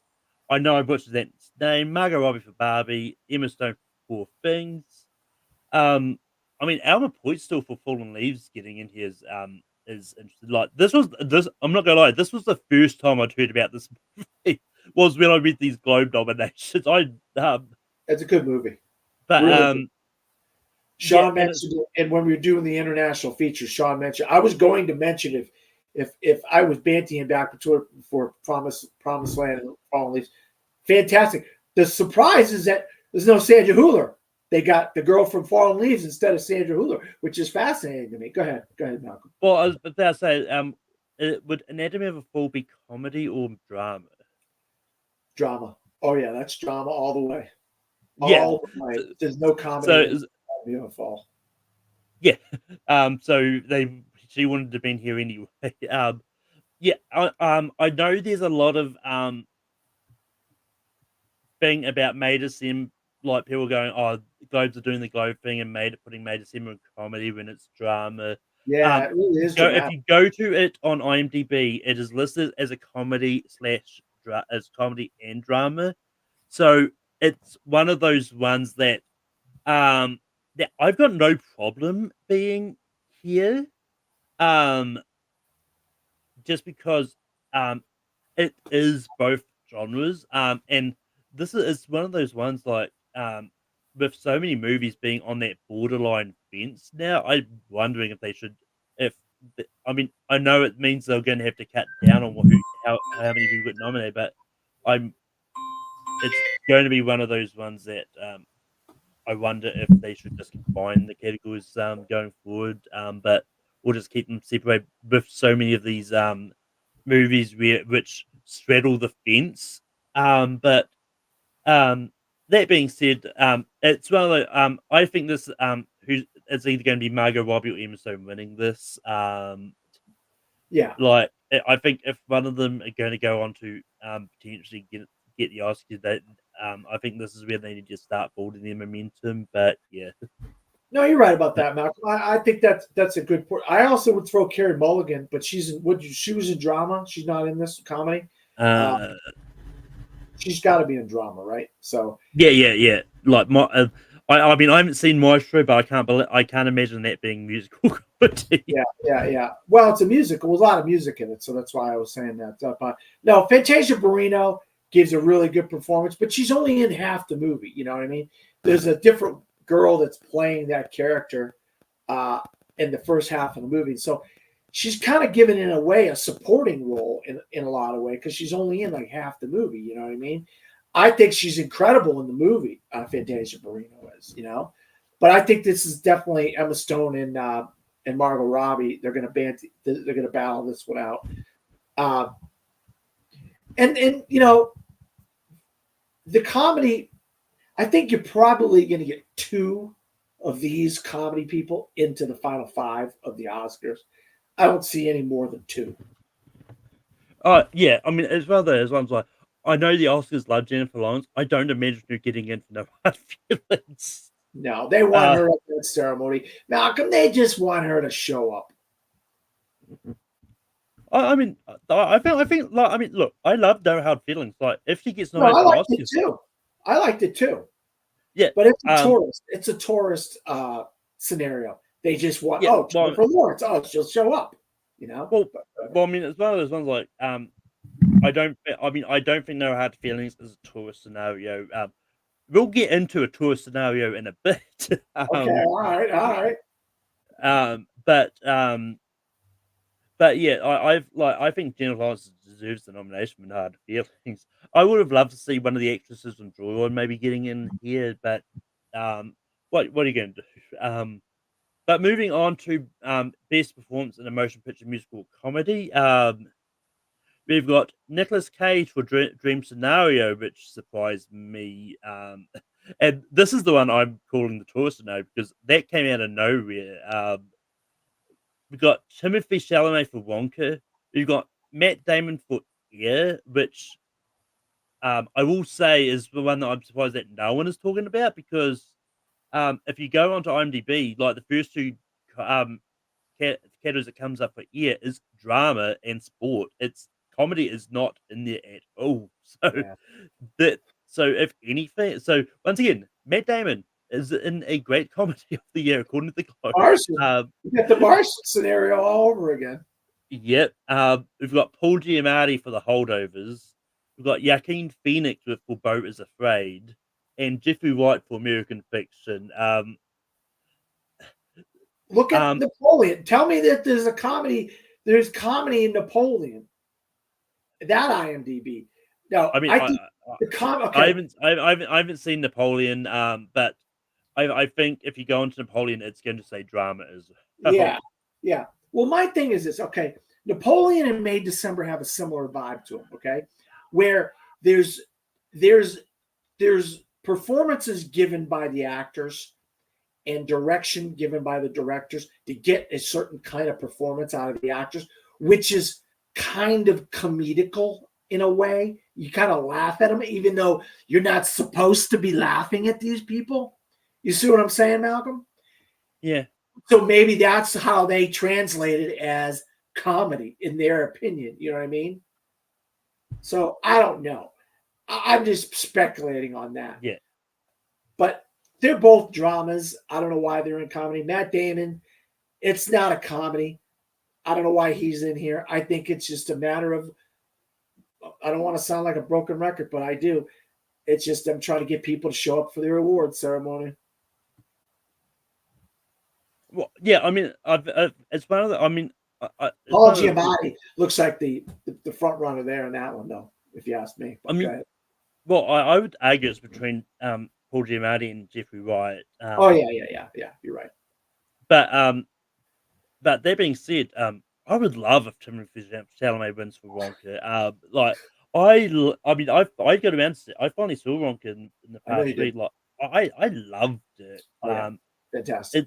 I'm not going to spoil where it currently is on my thing, but it's most likely definitely going to be in my top 10.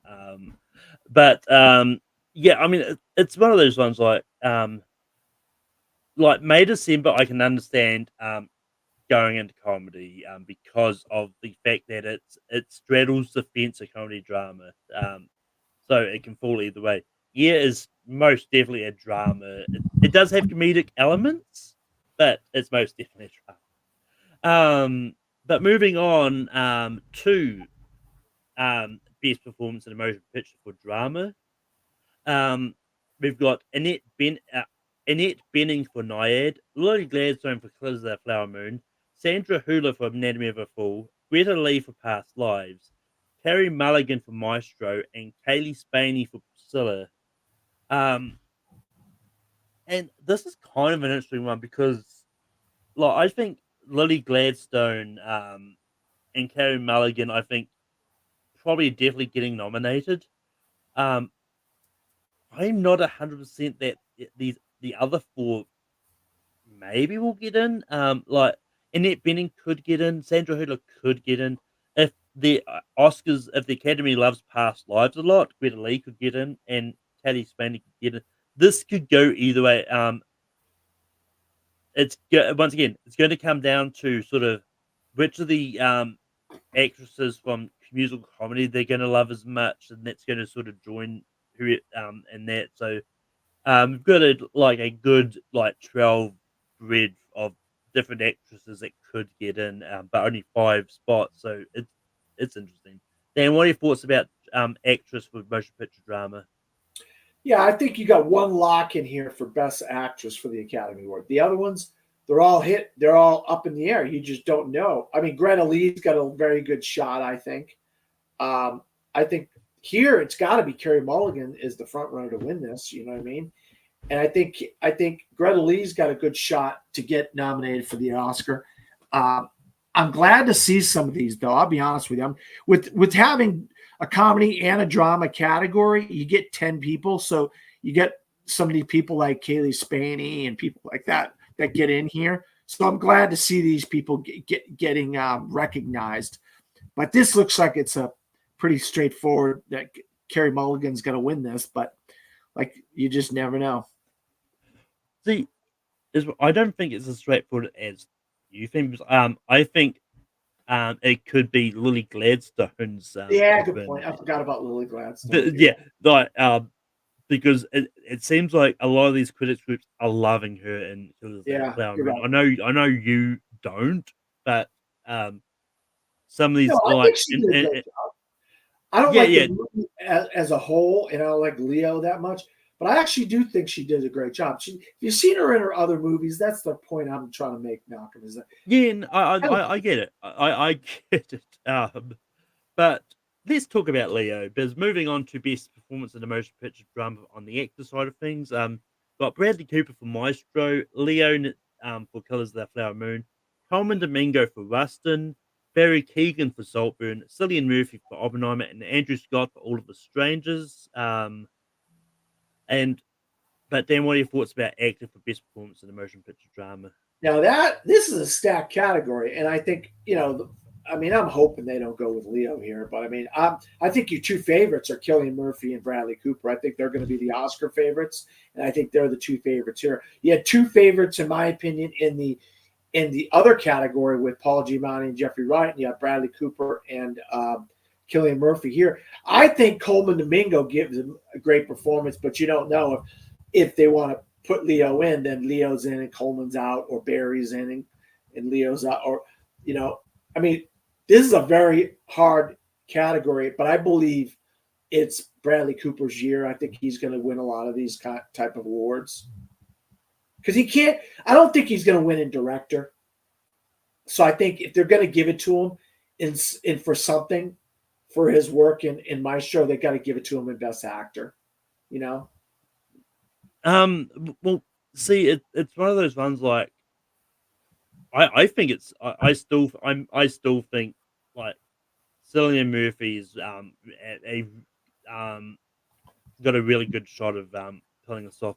I mean, this could end up being a Eddie Redmayne and Michael Keaton situation where one of them gets the Globe, the other one gets the Oscar, or vice.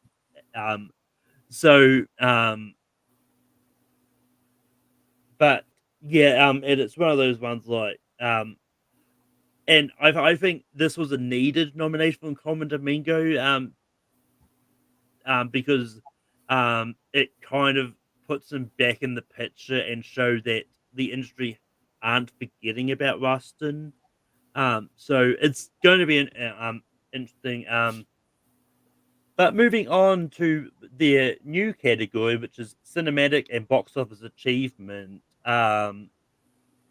which was one of those ones like I didn't know how it was going to go, but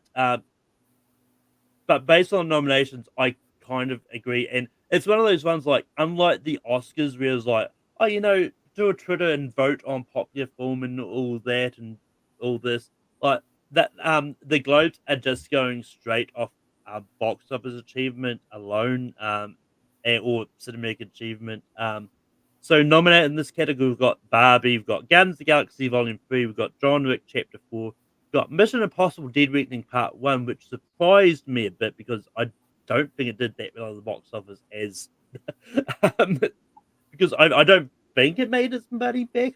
I don't know, but Oppenheimer is in here, Spider-Man Across the Spider-Verse, Super Mario Brothers, and Taylor Swift, the Eras Tour, which surprised me, but I agree with wholeheartedly as well because it is the highest grossing concert movie. It helps when you dominate the cinema for whatever days it was on and for a few weekends, but yeah,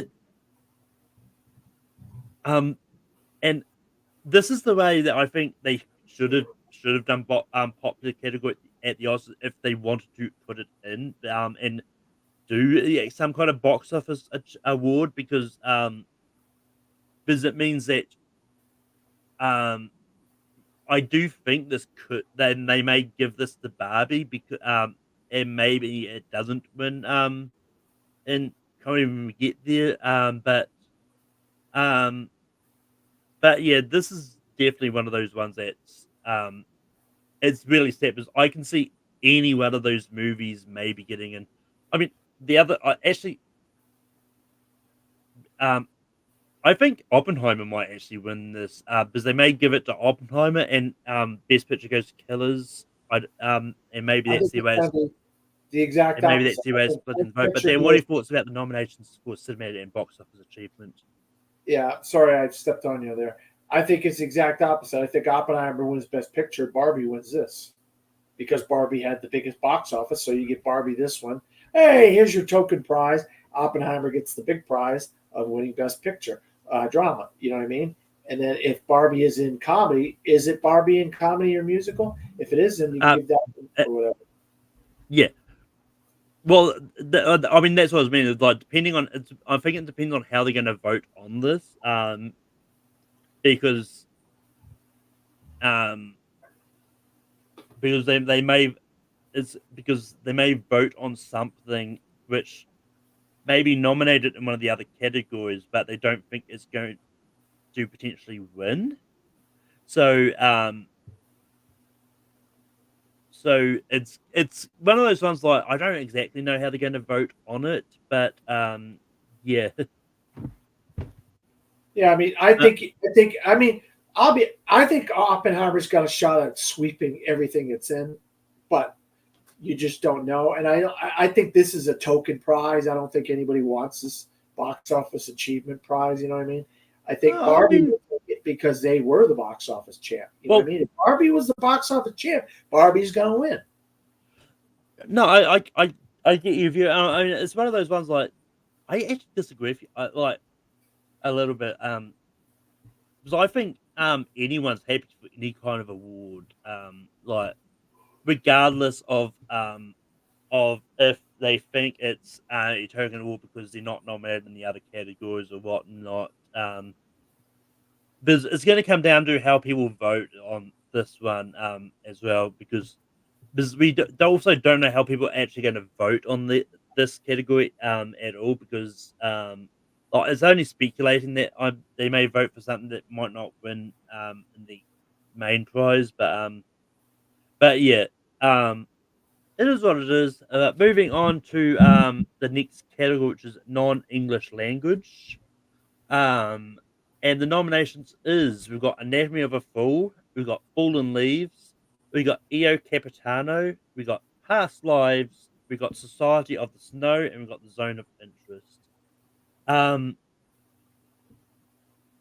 I mean, there's not much that I can say on this that people haven't said. Like earlier, but I think take past lives out of it. I think that there's a good shot that might be the five that's in international. Well, actually, no, because Anatomy of a Fool is not eligible. Um, so I think you've got at least four of the potential ones that could get nominated in this category. But because Past Lives is American made, but it's still largely non-English language, which is the way that category is titled. But Dan, what are your thoughts about the non-English language category? This is probably zone of interest. I mean, until something else starts winning in international feature or non-English language film, I think the zone of interest is going to keep winning everywhere. You know what I mean? I mean, I like a few films a little bit better than zone of interest when it comes to that category, but it's one of my favorite films of the year. You know what I mean? And I think people have really gravitated towards how powerful that movie really is. You know, obviously, Past Lives and Anatomy of a Fall can't win here.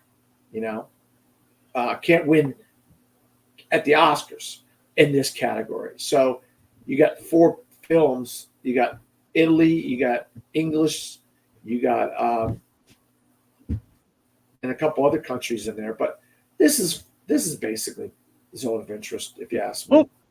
Well, I mean, so I think this could be between two. I think Anatomy of a Fall could win here. Well, yeah, because they don't have the rule of Yeah, half English, half whatever, none of that crap, so it can't get in. It could win here. It definitely could win here. But that's what I was getting at. For the Globes, I think we could see Anatomy of a Fall winning, but Zone of Interest could win the Oscars. So yeah. That's where I was going with what Yeah. No, I agree. Totally agree. But moving on to the animated category, we've got The Boy and the Heron, Elemental, Spider-Man Across the Spider-Verse, The Super Mario Brothers, Suzume, and Wish. I think we're definitely going to see Boy and the Heron, Elemental, Spider-Verse, and maybe Super Mario Brothers at the Oscars. And so it's going to leave that 5th spot. And I kind of see it in the chat, like, Wish is not getting a lot of love in these critics groups. Like, it's still yet to come out for me, so I've still got to see it. So it could be showing that the big, like, Disney solo, like, Elemental's Pixar, like, distributed by Disney. But Wish is the, like, straight out Disney movie. So it's shocking that is the one that's potentially looking like it's going to miss this year. But that being said, Go ahead. But that being said, if Suzumi gets in, like, that's going to change up this game a lot. I haven't seen that either. But I've heard from a lot of people it's really good. So yeah. But then, what are your thoughts about the animated category at the Globes? Yeah, I mean, my thing is, I loved Wish. I can only go off of what I saw and what I loved. And my thing, I don't think Suzume is that good. I saw Suzume. I don't think it's that good. The other thing is, I think a lot of people have not seen Migration, all right? And Migration came out after a lot of these guilds and award shows are voting. When people start seeing Migration, they might have another thing to vote for instead of Super Mario Brothers movie, because Migration, I loved Migration. I loved Mario, but I also love Migration. So what have I seen lately? You know what I mean? It's one of those what have I seen lately kind of things. Yeah. But because it came out after the voting in a lot of these award shows and a lot of these guilds, you're not going to know how good Migration could do. If Migration could possibly get in for the Oscar instead of Super Mario Bros. Because they're both Illumination. Which one of the Illumination movies are going to get in? You know what I mean? Which one of the Disney movies are going to get in? Or either or neither or whatever, you know what I mean? So you got that scenario going for both Elemental and Wish, Mario and Migration. Then you have the two anime movies, and then you got, of course, Sony's massive movie that's winning everywhere, and that's Spider-Man Across the Spider-Verse that could potentially get into Best Picture. So it's animation's tough this year for the nominations. It's going to be a tough 5 to predict. I mean, it's I think once the Annies come out, I think we'll get a better sort of picture of where this is going to go. But yeah, I mean, I don't disagree with you, but I think it's one of those ones like I think if Peaches gets into song, then I think that's going to bring Super Mario Brothers with it. Um, I don't think Migration has an original song that could help it. So that's why I think we're going to get Super Mario Brothers over Migration personally. Um, but yeah, so yeah, and it's one of those ones like whether or not they've watched it, I'd imagine that a lot of these people voting on it has probably gotten screeners for Migration at this point. They were giving screeners out to anybody, Malcolm. Trust me, I'm not BSing with you. We could not get a screener, and my guild deadline was the 15th. A lot of these guild deadlines and awards deadlines are like the 1st of December, or the 7th of December. Yeah. So there's no way they were giving screeners out to them. If they were that, they wouldn't even give it to us a day early. I couldn't even get it a day early. And my deadline was the 15th. I had to see it on the 16th. That was like a nationwide rollout for Migration, was the 16th. Yeah. And Illumination has done better than that. Usually they'll do a preview screenings like on the weekend of Thanksgiving or something like that, But they didn't anything for Migration, which is crazy. Well, I mean, I think that might have just been a case of with the strikes and stuff. I think it's just one of those ones that I think they were probably just holding off just in case they had to sort of push it. They didn't want people to see the movie like in advance, just in case. Very good assessment on your part there, Malcolm. Very good assessment. But moving on to best motion picture, musical or comedy, we've got Air, American Fiction, Barbie, The Holdovers, May December, and Poor Things. I think this is either going to be so I think this could go one of two ways. I think either The Holdovers wins here and Barbie wins the box office achievement, or Barbie wins 2 awards. Yeah, I'm right.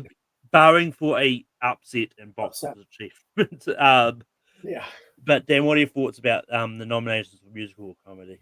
No, I agree with you. I think this is Holdovers or Barbie, with like third place being American Fiction if there's some kind of wacky voting here.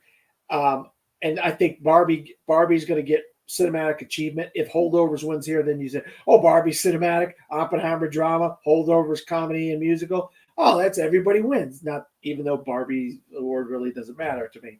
But the producers like, yay, we got this whatever. Well, as I said, like I think the producers of any of these awards or anyone involved with it are happy to say they've got to go on Globe. It doesn't because I mean, let's put it this way. I think it's the same thing with animated, and essentially like.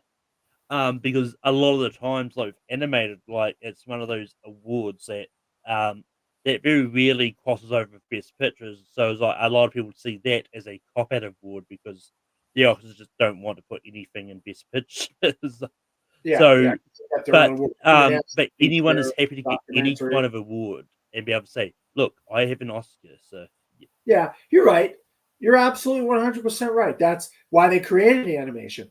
That's why I've always said that, expand these things to more, give more people nominations, because then you get all these publicists. Hey, we got a nomination, but whatever. We don't want to get into that again. Well, yeah, but moving on to a bit motion picture drama. You've got Anatomy of a Fool, Killers of the Flower Moon, Maestro, Oppenheimer, Past Lives, and The Zone of Interest. Interesting that at least 3 of these are also in the non-English language category. So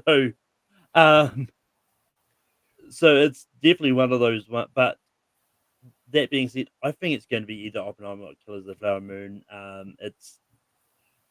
Those are the 2 ones that kind of got the momentum at this point. Dan, what are your thoughts about the drama? Yeah, and to go off your point about that, about the international, this is once called the Hollywood Foreign Press. So A foreign press, this is their way of nominating foreign films in categories. So, all right, we'll put Zone of Interest in there, we'll put Anatomy of a Fall in there, we'll put Past Lives in there. You know what I mean? So that they could champion them films in 2 categories, in there if they deem they're necessary. But like you said, this is a 2-horse race. It's either Killers or Oppenheimer. I tend to think it's going to be Oppenheimer. I think there's going to be a massive sweep here for Oppenheimer. I'd be shocked if it didn't win most of the categories it was in, if not all of them. I know it's in 8.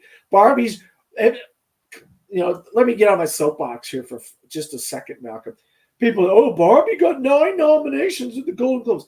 3 of them were in song, people. Get rid of the song nominations or 2 of the song, and it's only got 7. If you get rid of all 3 songs, it's got 6. Still didn't beat Oppenheimer. So don't give me a bunch of crap about, Barbie had the most nominations. 3 in song. Song doesn't mean nothing. 1 nomination in song means something, not 3. But I think if you got to do song, and Barbie's now, you should nominate all the Barbie songs as one slot. Barbie songs, not multiple songs from the same movie. Barbie has 3 songs. Barbie, you know what I mean? Wish, 2 songs. Elemental, 1 song. Whatever, you know what I mean? But hey, don't get me started. Like, I still think the same thing should be for like cinematography. Like if you say Dan Lautzen for cinematography, he did The Color Purple and he did John Wick Chapter 4. He should be Dan Lautzen cinematography, not Dan Lautzen Color Purple, Dan Lautzen John Wick 4. 2 slots, you know what I mean? But I know that's probably you can argue that. I mean, I'll still disagree with you on that, just because it is different movies and and it's one of those ones. Especially with the song category, I don't have a problem that they do it because it's a different artist for each. If it was the same artist for all the songs, then that's a different thing in my opinion. But I agree. I got you. I understand. Yeah. But with that does bring us to the end of the Globes. Yeah, that does bring us to the end of the Globes. We're going to move over to the critics. And the Critics' Choice Awards. So starting at the bottom, this hashtag See Her Award is going to America Ferrera. I don't think there's much to talk about, so I don't really know what that. Great. I love her in both her movies. It's Dumb Money and Barbie. I thought she's fantastic in both movies. That's all I'll say on it. I'm glad they're giving this award to her. I think she's well deserving of it. But the first category we're going to talk about is Best Foreign Language. Yeah, they've got foreign language at the bottom of this page, but Best Foreign Language Award, and the movies nominated, we've got Anatomy of a Fool, we've got Godzilla -1. Both aren't eligible for the Oscars. We've got Perfect Days, Society of the Snow, The Taste of Things, and The Zone of Interest. At least 4 of these we've talked about today that are possibilities. But Dan, anything more to say about the foreign language film? No, but those 4, like you said, those 4 that are eligible, that's good that they're getting in the Critics' Choice. Obviously the 2 that aren't eligible, well, what could we get? They're not eligible. But the other 4, that's a good sign that they're getting in here, which is, to me, makes me happy. Even though we didn't have Society of the Snow in our 5, there's still a good chance it could get in. But moving on to Best Animated Feature, and at least 4 of these were also in the Globes. The Boy and the Hero, we've got The Boy and the Heron, we've got Elemental, we've got Nimona, we've got Spider-Man Across the Spider-Verse, Teenage Mutant Ninja Turtles, Mutant Mayhem, and Wish. So no Sumaru Brothers, no Suzumi, and for the critics side of things, but which means it could. So it's going to be. I actually think Teenage Mutant Ninja Turtles got a better shot at this, and I think that's a smarter choice as far as the Critics' Choice goes, Malcolm. And Nimona. I mean, Netflix has got 2 horses in the race here with Chicken Run, Dawn of the Nugget, and Nimona, and I think maybe they're crossing each other out. Maybe, I don't know. So we'll see if Netflix even gets one in. You know what I mean? Go ahead. I really hope Chicken Run 2 doesn't get nominated. It's the You didn't like it? terrible. You didn't like it? I didn't like the. I didn't like the first. I really didn't like the first one either. But You're it a was big Wallace and Gromit guy, I always thought. yeah, I like Wallace and Gromit. I hated Chicken Run. Oh man. I thought the first movie was boring, and I thought this was pretty basically the same as the first. Oh wow. With the exception of the breaking into summary. So yeah, I think if anything from Netflix gets in, it's going to be Nimone. Yeah. But I love Teenage Mutant and Ninja it's one of those Turtles. ones like I wouldn't be surprised if people vote for Nimone to get in. To put an extra knife into Disney, because this is the movie that was originally done by Blue Sky, then Disney closed down Blue Sky, and which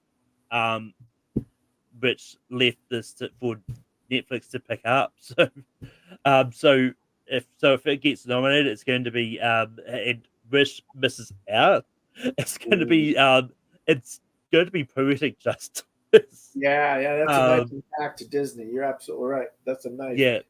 But I like Teenage Mutant Ninja Turtles Mutant Mayhem. I'm surprised that didn't break into the 6 at the Globes. You know, I thought it was amazing. The animation's incredible. I love the animation. I mean, I haven't seen it, so I can't really judge. That painted animation from like Wish. Remember Wish last year? Puss in Boots: The Last Wish had that painted animation. Remember that? Yeah. No, I knew what I've. All I heard was Wish from last year. It was like, wait, no, Wish was this year. No, Puss in Boots: The Last Wish. Yeah, but moving on, we've got best comedy, and the nominations we have is American Fiction, Barbie, Bottoms, The Holdovers, No Hard Feelings, and Poor Things. This is actually a pretty good thing.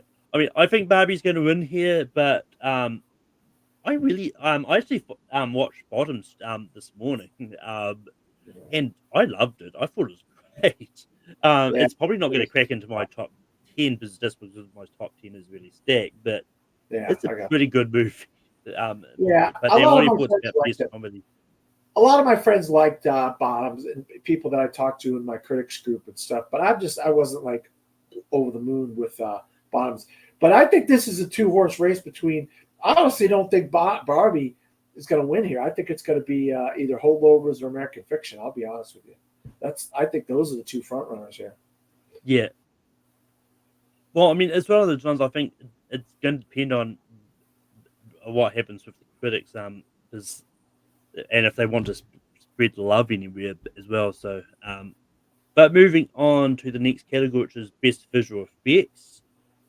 We've got The Creator, we've got Guardians of the Galaxy Volume 3, we've got Mission Impossible Dead Reckoning Part 1, we've got Oppenheimer, we've got Poor Things, we've got Spider-Man Across the Spider-Verse. Oppenheimer, unfortunately, is not eligible for the Oscars. My dog's really upset about that. I noticed that. So I think the other 5, I think is the potential to be the Oscar 5. But Dan, what are your thoughts about best visual effects? Yeah, I mean, look, I know there's this groundswell around Godzilla -1, but I love the visual effects in The Creator. I'll be honest with you. I think the visual effects in The Creator are incredible. Guardians of the Galaxy Volume 3 are amazing. And I know they're more subtle visual effects in Oppenheimer. You know what I mean? So, and usually these groups don't go for the subtle visual effects. So I think it's going to be something big. Like they're going to look at like you have $15 million and you did Godzilla -1 and you wanted to make that movie look as good as it looked. Then they'll probably give it to that. You know what I mean? Because like Oppenheimer's going to win in so many other categories, you know? So, but if there's a backup, I'd love to see Creator or Guardians Volume 3 win here.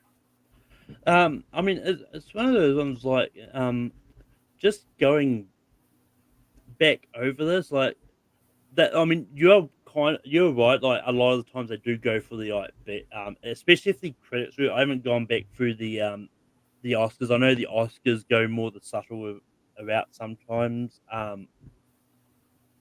but the last few winners of visual effects at the critics have been the bigger ones, like Avatar: The Way of Water and Dune are the past two winners. So it could go either way, but it's going to be interesting to see what happens here. But moving on to best hair and makeup, we've got Barbie, The Color Purple, Maestro, Oppenheimer, Poor Things, and Priscilla. And this is low key pretty tough because I think this could go to either Maestro or Oppenheimer. I'm probably leaning more to Oppenheimer just because it's more than just the transformation of Robert Downey Jr. But it's more the hair and stuff they've done for all the other 70 plus characters and just doing hair and makeup for that. All those people had to have been tough, especially get it with the time.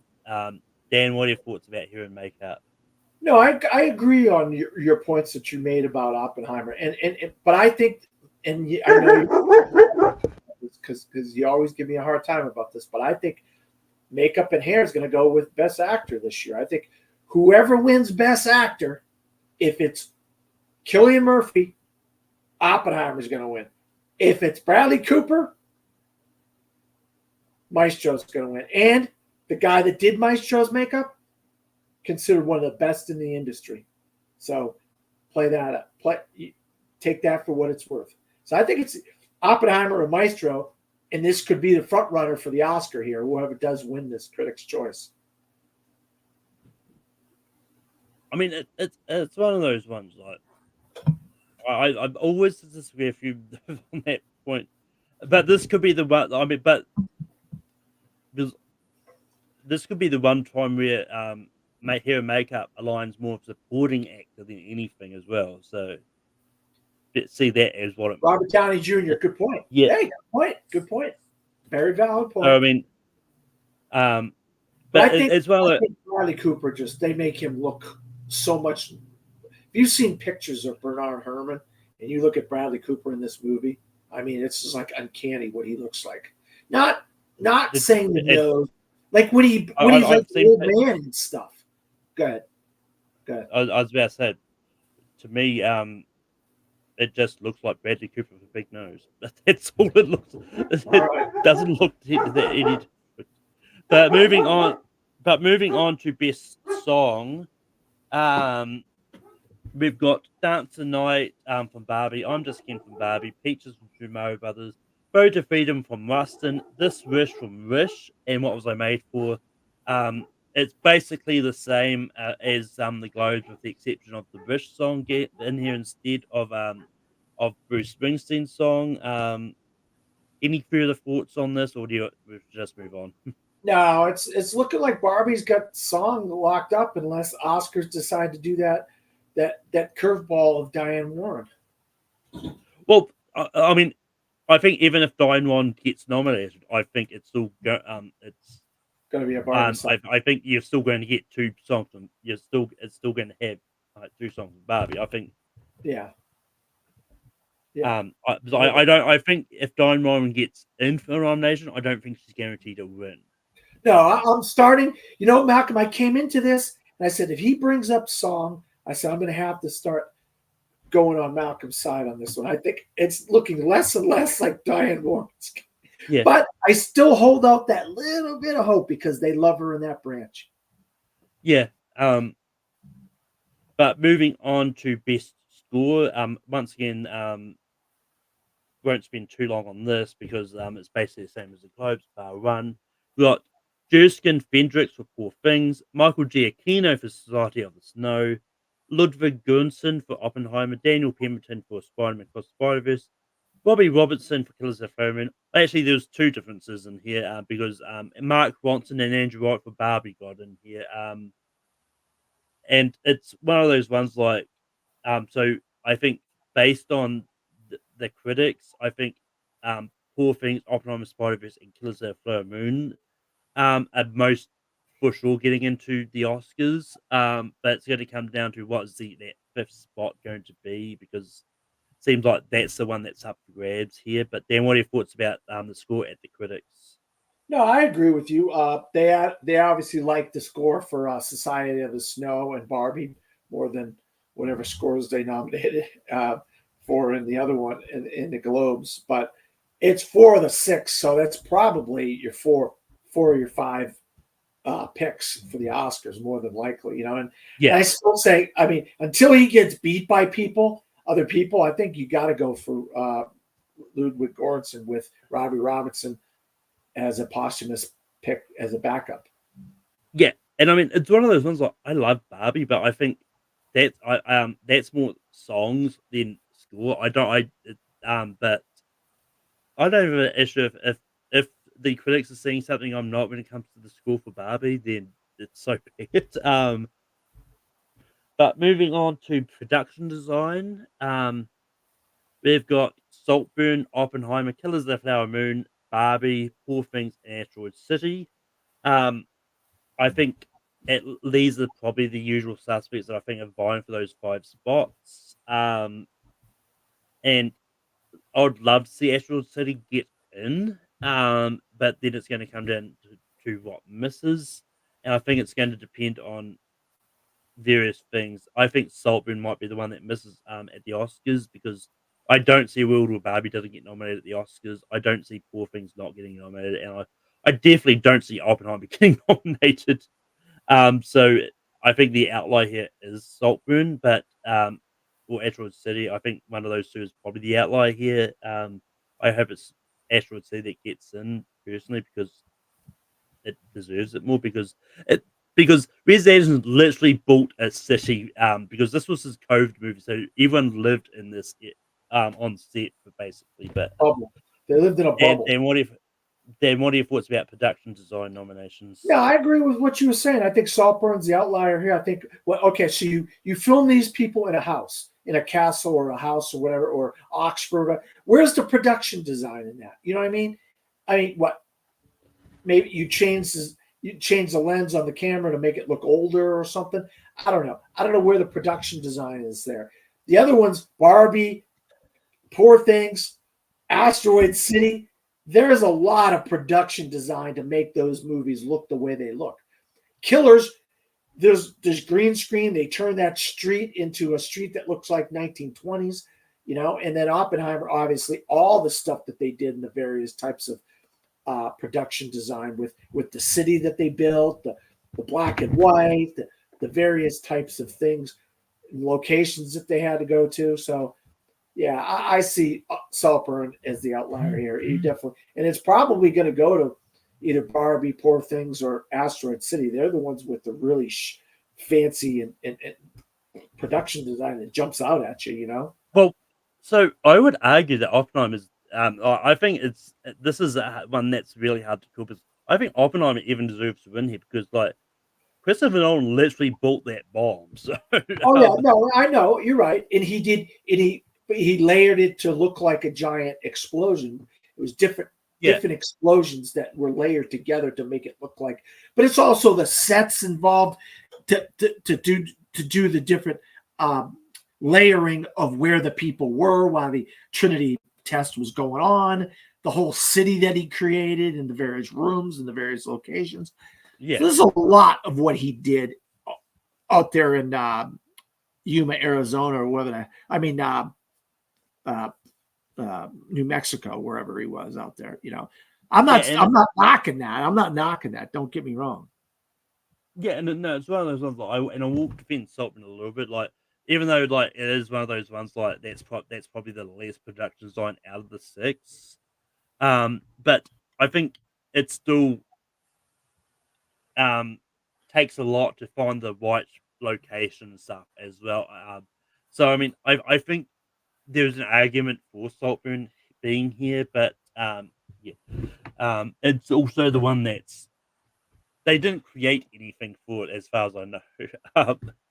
But moving on to costume design, we've got Barbie, Wonka, The Color Purple, Poor Things, Killers of the Flower Moon, and Napoleon.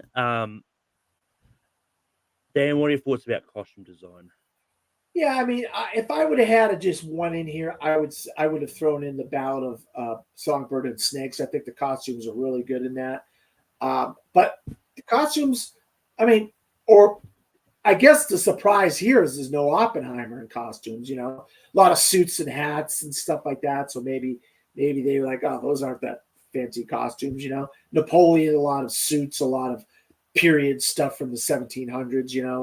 Or the 1800s or whatever. So I could see where, but costumes, I think it's going to go to probably like Barbie or something like that. You know what I mean? Because they want to give Barbie a lot of awards. So it's probably, without Oppenheimer being in here, I could see Barbie winning costumes. I mean, I'm actually looking the other way. I can see Wonka getting costume over Well, Barbie. Wonka was good too. I agree. I love the costumes of Wonka. You're Yeah, right about that. and it's one of those ones like with Barbie, like, well, yes, it takes a lot to recreate the costumes of various different Barbies and all that. But then again, a lot of that movie takes place in the real world where it's just them wearing sort of real clothes and all that. Like Wonka, like the whole movie is literally like costumes and set in this 1920. And realistically, I think a lot of these are probably period pieces when you think about it. It's like Yeah, they're all they're all period not pieces. set in Barbie, with the but yeah, some well, I people think make them Barbie's look the like only one they're in that's the 80s. They make them look like they're in the 80s in Barbie. Those Venice Beach well, scenes. yeah, but I mean, I think it's one of those ones. I think for the purposes of the movie, I think the movie still takes place Modern um day. in modern day. All right. But so I think and honestly, I think period pieces I think have a better shot in this category over stuff set in the modern day. So Um, but even then, Barbie could still put out the win just for the recreation of the Barbie costumes and that. But yeah, this is tough to go in. Um, but yeah, I think it's just one of those ones. Like, there's a lot of really good period piece movies. Like one a movie that one movie had to miss, and just it was unfortunate that it had to be Oppenheimer in this one. Yeah. Yeah. You're right. I mean, I honestly probably would have replaced maybe Napoleon and Oppenheimer, but it is what it is. But moving on to best editing, and I'm not, I'm we've got Air, Barbie, Oppenheimer, Poor Things, Killers of the Flower Moon, and Maestro. Um, I'm probably leaning toward I think like the five we're gonna get for editing is in this category at the critics. But I think Oppenheimer is the slight favorite to maybe win. So, Dan, what are your thoughts about editing? No, I agree. I think great editing in Maestro. I love the editing in Air, but Air is kind of like an outlier where in a lot of these categories where it's like, oh, Air came out so long ago. Is people really pushing Air for anything? You know what I mean? And I do love the editing in Oppenheimer. I think it's phenomenal editing in Oppenheimer. Yeah. So yeah, I definitely would go for that here. Moving on to cinematography, we've got nominated. We've got Maestro, Barbie, Killers of the Flower Moon, Poor Things, Saltburn, and Oppenheimer. Once again, a lot of these same sort of things we've been talking about here. And once No again, Dan I think Loudson. No Dan Loudson. no Dan Lotson, unfortunately. But And he had two of the best movies of the year, Color Purple and John Wick, when it comes to cinematography. No Dan Loudson. So that's really pushing me towards say it's probably Hoyt van Hoytema for Killers of the Flower. I mean for Oppenheimer with what's his face? He got in twice, didn't he? The guy from Killers of the Flower. Rodrigo Prieto. Yeah, Prieto gets in twice. Dan Loudson can't get in once. So there you go. But yeah, I would say Hoyt van Hoytema or Prieto probably for either Killers or Barbie would be second here, right? Yeah, I mean, honestly, well, yes, like the Color Purple has got in a few places here. I think one thing that was maybe against it was maybe people got their screeners a little bit late for the Color Purple, and they just never got around to actually getting around to watching it. in some of these categories. And yeah, but it is at the end of the day, it is what it is. Like Oppenheimer, I think Oppenheimer is the clear favorite cinematography. I think that's been even when we get to critics, like I think the critics groups that have cinematography as an award, I think have been giving it to Oppenheimer. So I think it's definitely one that I think Oppenheimer's definitely getting, unless that a big upset happens at the Oscars, which is possible, honestly.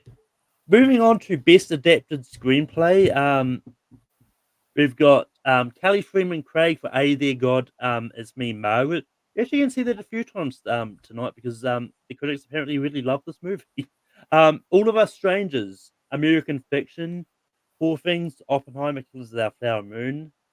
So I think American Fiction, Poor Things, Oppenheimer, and Killers, I think, are definitely going to get into adapted for Oscars. But I think a really good dark horse might be A There God It's Me Margaret. I think if that keeps getting a bit of a push from now, I think there's no reason to think it can't get in. And it's going to depend. But it's probably going to depend on if it gets into WGA or not. But or if I don't even know if it's eligible. Because we all know that there's some weird things for whatever reason are not eligible for the WGA. But Dan, what are your thoughts about adapted screenplay? Yeah, I mean, this to me, this is a no-brainer. This has got to be Oppenheimer here. But uh, if Are You There, God? It's Me, Margaret gets in, that's an achievement for that movie because it's a good little movie, and I rewatched it for one of my categories that I had to vote for in my guild. So I rewatched it recently, and it really is a good movie, and and it has a general topic about it that is for a certain demographic of people. So it has a great script based off of that. But I think this is Oppenheimer. I mean, I think Nolan's got this in the bag.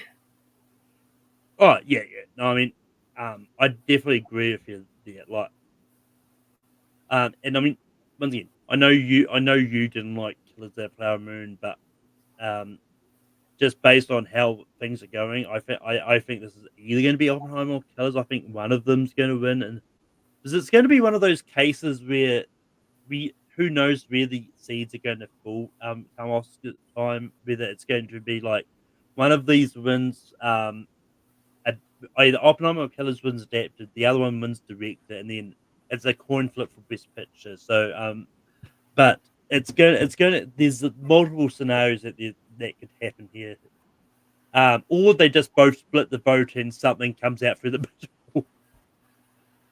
um But moving on to original screenplay, we've got May December, we've got Air, we've got Maestro, we've got Barbie, we've got The Holdovers, and we've got Past Lives. I think that as much as I want Barbie to win here, I think based on the way the seed leaves are going, I think May December is probably the clear favorite here. But um, yeah, unfortunately, I think Air misses out at the Oscars. um, Dan, what are your thoughts about original screenplay? Yeah, actually, I'm going to go in another direction here. I think the Holdovers has a legitimate shot here. I've been seeing a lot of places that the Holdovers has been winning in screenplay, original screenplay. I I myself would love to see Noah Baumbach and Greta Gerwig win in screenplay because they're probably not. She's not going to win in director at the Oscars. She might not even get nominated in director at the Oscars. So this would be an opportunity to get like I don't want to come across and say it's a consolation prize, Malcolm, but a lot of times screenplay is a consolation prize to a director who wrote a movie. You know what I mean? Oh, here you go. Here's the consolation prize of screenplay. You know what I mean? Because you didn't win director or you didn't win best picture. But Peter Farrelly did. He did screenplay and best picture. He didn't win best director. You know, he didn't even nominate the best director. You know, so you don't know. Barbie could win screenplay, best picture, and that's how Greta Well, I Gerwig mean, walks well, I it. You mean, don't know, you know. well, the Daniels did all three last year. Yeah, and so have like Inuritu and other people have done all three. Yeah, Um, so It happens. Yeah, I mean, it's one of those ones like, and we'll get to director in a bit, but I don't see a world in which Greta Gerwig does not get nominated for director. I think she's definitely. I think she's one of the three that I think is definitely getting in there. I mean, I'm not going to sit here and argue. There's a very legitimate chance that she gets in. I have other people in director. Yeah, That's my yeah. opinion. I get that. We'll get to director when we get to director.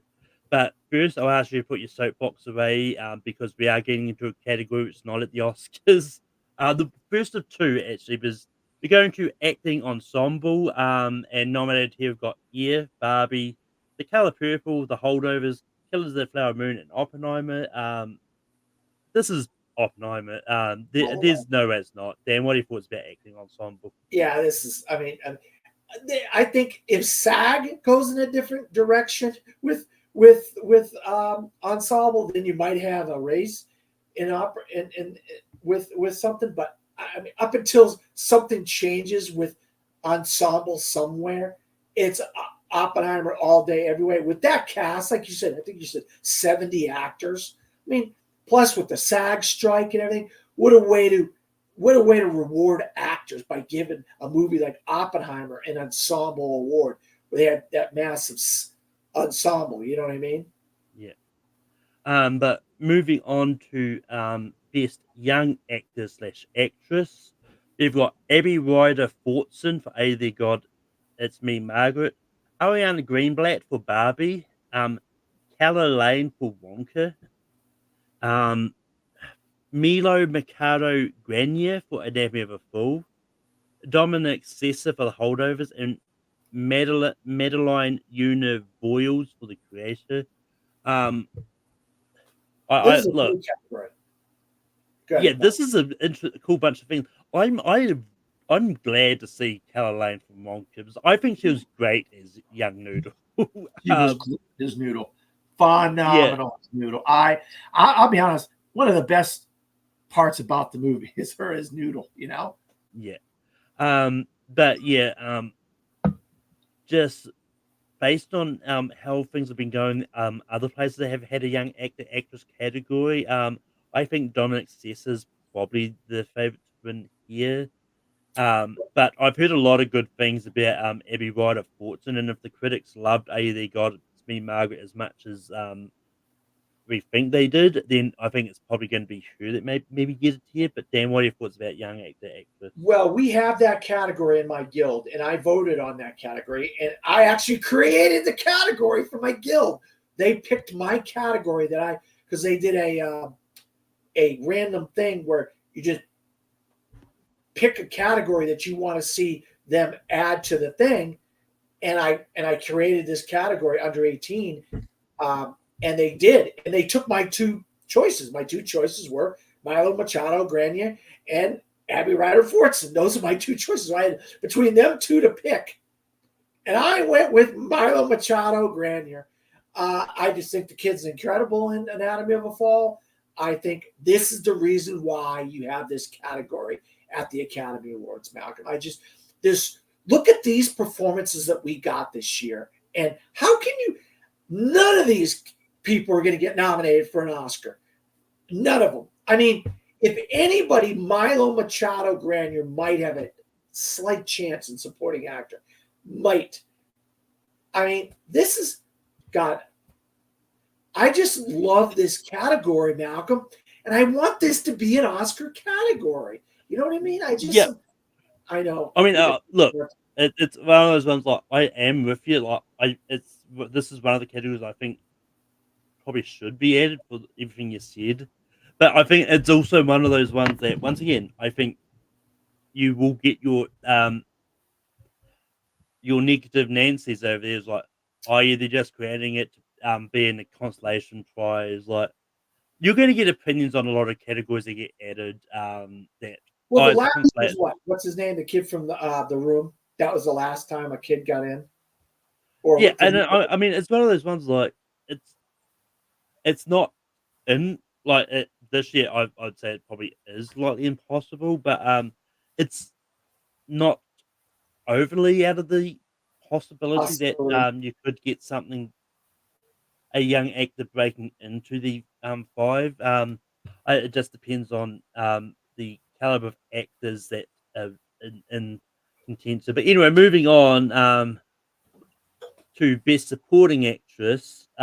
We've got Emily Blunt for Oppenheimer. We've got Danielle Brooks for The Color Purple. We've got America Ferrera for Barbie. We've got Jodie Foster for Naya. We've got Julianne Moore for May December. And we've got Divine Joy Randolph for The Holdovers. I think at this point it's Divine Joy Randolph to lose. But I think out of the five, out of the six that get nominated at the critics, I think I just like what I said with the Globes. I think this is Emily Blunt potentially getting knocked out. Yeah. I mean, I liked her in Oppenheimer. If I was going to go for a supporting actress that I think should have got some love, I think I would have gone Florence Pugh over Emily Blunt. If I was picking someone from Oppenheimer, but yeah, and I mean, I'm not even. I don't even know at this point if America Ferrera is overly safe as yet. But I would say she's probably that fifth spot. I think the other four are probably get safe though. But Dan, what do you put there supporting actress?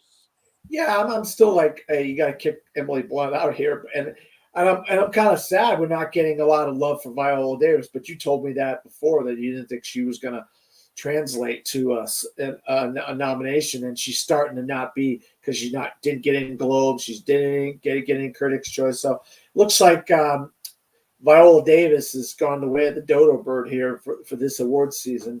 She'll have to go for it again next year for something, whatever she does next year, So yeah, I'm glad to see America Ferrera does get in here. You know what I mean? But it's Danielle Brooks and Divine Joy. One of them two was going to win, and it looks like Divine's sweeping everywhere. So that looks pretty much locked up. Yeah, I mean, Divine's doing like He Kwan did last year. So yeah, and it's one of those ones like Viola. I think Viola Davis's best shot would have been for Air, if anything, for supporting, and I think it's just a case of it's came out too early. I think that had they brought it out near the end of the year, then there's probably more of a discussion, because unfortunately I just didn't think her Walden Hunger Games was going to be enough to break Even through, though just she's because really good. yeah. She's like over the top, crazy, interesting in Hunger Games. But I know what you're talking about now. Yeah. But moving on to supporting actor, we've got Sterling K. Brown from American Fiction, Robert De Niro for Killers, Downey Jr. for Oppenheimer, Gosling for Barbie, Melton for May December, Mark Ruffalo for Poor Things. This is actually tough because it is looking like we're probably going to get De Niro, Downey, Gosling, Melton, and Ruffalo in the category for the Oscars, which means it's going to leave Sterling K. Brown out. But I wouldn't be surprised if Sterling K. Brown causes the upset and knocks out maybe Ruffalo or Melton. So, but Dan, what are your thoughts about supporting actor? Yeah, I'm going to give you a little bit of inside information here, Malcolm. On my ballot for Best Supporting Actor, I had 5 of these.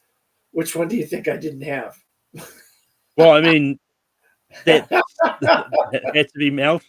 Yes, exactly. So you know where I'm going as far as that goes. So I would love the 5 that I got in. Like I'd even go as far as get the guy from. I know it's not going to happen. Guy Ritchie's The Covenant, Dar Salim. I think he gives an unbelievable supporting acting performance way back in April or June or whatever when that movie came out. Maybe it was May. I can't remember. But nobody's talking about Dar Salim, but I think he's incredible in that movie. But yeah, I have Melton out. So, but obviously, Melton looks like he's going to get in. So it's either going to be Ruffalo or Sterling K. Brown that's out. So we'll see. We'll see what happens there. Or you never know, one of the front runners, De Niro or Downey Jr. could get knocked out. Yeah. But moving on to Best Actress, we got Lily Gladstone for Killers of the Flower Moon, Sandra Hüller for Anatomy of a Fool, Greta Lee for Past Lives, Carey Mulligan for Maestro, Margot Robbie for Barbie and Emma Stone for Poor Things. What are your thoughts for Best Actress? I love this that Greta Lee and Sandra Hüller keep getting into these acting categories, and they split it into two at the Globes, and we got the same grouping of women in the Critics' Choice. You take a couple from one, you take 3 or 4 from the other, boom, you got the 6th. So it's looking good that 5 of these 6 are going to get in for the Oscar. And if Greta Lee or Sandra Hüller get in, I'd be over the moon. But I think the win is obviously either Carey Mulligan or Emma Stone here. You know what I mean? Yeah. And it's one of those ones like I think, because I think just based on the Globes, I think Lily Gladstone, I think Carey Mulligan, I think Margot and Emma are probably safe. It means it's good that first spot is either going to go to someone we're not going to see coming, or it's going to be either Sandra Hüller or Greta Lee. Yeah. And absolutely. quite often, a foreign person gets in. So I wouldn't be surprised if it's going to be Sandra Hüller. It will be that foreign, the representative from the international feature sort of thing. But that being said, I also wouldn't mind if it was Greta Lee either. But moving on to Best Actor, we've got Bradley Cooper for Maestro, Leo for Killers of the Flower Moon, Coleman Domingo for Rustin, Paul Giamatti for The Holdovers, Cillian Murphy for Oppenheimer, and Jeffrey Wright for American Fiction. I think this is probably going to be Cillian Murphy, but I think it's going to be But that being said, it could go to Bradley Cooper or could go to Paul Giamatti. But Dan, what are your thoughts for Best Actor? Well, this is 5. This is probably going to be your 5 of these 6. That's what's going to be your Oscar 5. It's just a matter of who gets knocked out. Is it Leo? Is it Coleman Domingo? Is it Jeffrey Wright? But this is going to be your 5. And I still say Bradley's got this thing locked up. I would not be upset if Jeffrey Wright, Paul Giamatti, Cillian Murphy, or Bradley Cooper won this thing. I'll be honest with you. Any one of them 4, I'd be happy with winning. I think if you look at their body of work and their career, they've all earned this at this point in their career. Any one of them I'd be happy for any one of them if they won. But I think with the amount of Oscar nominations for Bradley Cooper in so many different categories, I think he's kind of like the Roger Deakins of this year. If it's not going to be Diane Warren, I think it's going to be Bradley Cooper. He's got 9 nominations. I think it's his turn to start winning some acting awards because he's not going to win director. Yeah, I mean, it's one of those ones like, I mean, any other year, I think Bradley Cooper could win. But this is one of those ones it's just a really tough field. But I like it's one of those ones I've seen some people online going, "Oh, if Bradley Cooper doesn't win here, then it's probably never going to win." I disagree with that sentiment. Like, who knows when I think everyone's going to get a chance to win at some stage. It's going to depend on how the seeds go. But moving on to The other thing is, Malcolm, this if he does get nominated, say in director and actor, it will be 10th and 11th nominations. I mean, when are you going to give this guy a win? You know, that's my thing. And he really goes to a place in Maestro that I don't think he's ever gone to in his career with his acting performance. You know what I mean? But you don't know. You never know. Well, I mean, my point is like sometimes people just don't win because it's Bradley Cooper's not a old being close he could like if anyone is to surpass Jack Nicholson for most nominations, I could see it being Bradley Cooper. Like he's still a young buck. Like Well, he could potentially get 3 for picture, director, and actor here. He can get up to 12 nominations this year. well, I was talking about specifically for acting and nominations. No, I got what you're saying. I got what you're saying. Yeah. So it never know because I mean, like there's been people who've been nominated a lot that just have never won. Like Peter O'Toole, I think, has been nominated about 8 times and didn't win, like, which I think is about the same amount of nominations as Glenn Close. So I think it's just one of those ones, like, it's tough, but he's still young enough that don't count him out. I thought Glenn Um, Close was like 14 times or something. No, that was Diane Warren. You could be right though. because I think when Glenn Close was nominated for, I think when it was with The Wife, I think people were saying it was her eighth Best Eighth. Actress nomination, but whether I don't know if she's been nominated for supporting, Yeah, I got you. but yeah, I'm not going to bother looking that up at this point. I might look it up, and then bring it up that back next week. Little fruit But juice. moving on, talking about Bradley Cooper, moving on to Best Director. These transitions are working perfectly because we've got Bradley Cooper nominated for Maestro, Greta Gerwig for Barbie, Yorgos Lanthimos for Poor Things, Nolan for Oppenheimer, Alexander Payne for The Holdovers, and Scorsese for Killers of the Flower Moon. So it's one of those ones like, I think this is the reason I think Greta Gerwig, Nolan, and Scorsese are probably going to be safe for director. I think at this point they're definitely getting in. Then it's going to come down to those other two spots, which could go to Payne, Yorgos, or Bradley. We've also got Celine Song floating around there as well. But outside of those seven, I don't think there's anyone else that's going to touch Best Director at this point. But then, what are your thoughts for director? Well, I think it's Nolan's to lose, but we always got to remember this. A foreign film director has gotten in director the last, I don't know how many years. You could look that stat up. How many of the last years have a foreign film? We know last year it was Triangle of Sadness guy got in. We've known Parasite won Best Director in recent. Inarritu has won, but that was basically an American film. Guillermo del Toro has won. Alfonso Cuarón has won. Those are all Mexican directors, but their films weren't always foreign films necessarily, like Roma was. But so I'm looking at a potential of like a Jonathan Glazer or a Triet sneaking in director over somebody like a Scorsese. You know what I mean? I think Nolan is probably. I'll be honest with you, Mac. I think there's only one lock in director, and that is Nolan. I think he's the lock because he's going to win. But them other four spots could go to anybody. There's so many great movies this year that you could get Anatomy of a Fall, Triet, and Glazer in here, Zone of Interest in here. You don't know. That's how hard director is.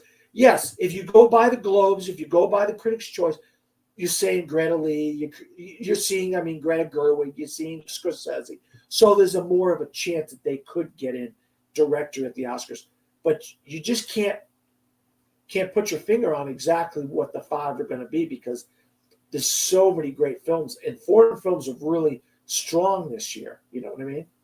Yeah, no, I get what you're saying, and just quickly because I'm only going to do the ones that are strictly foreign films that weren't American produced.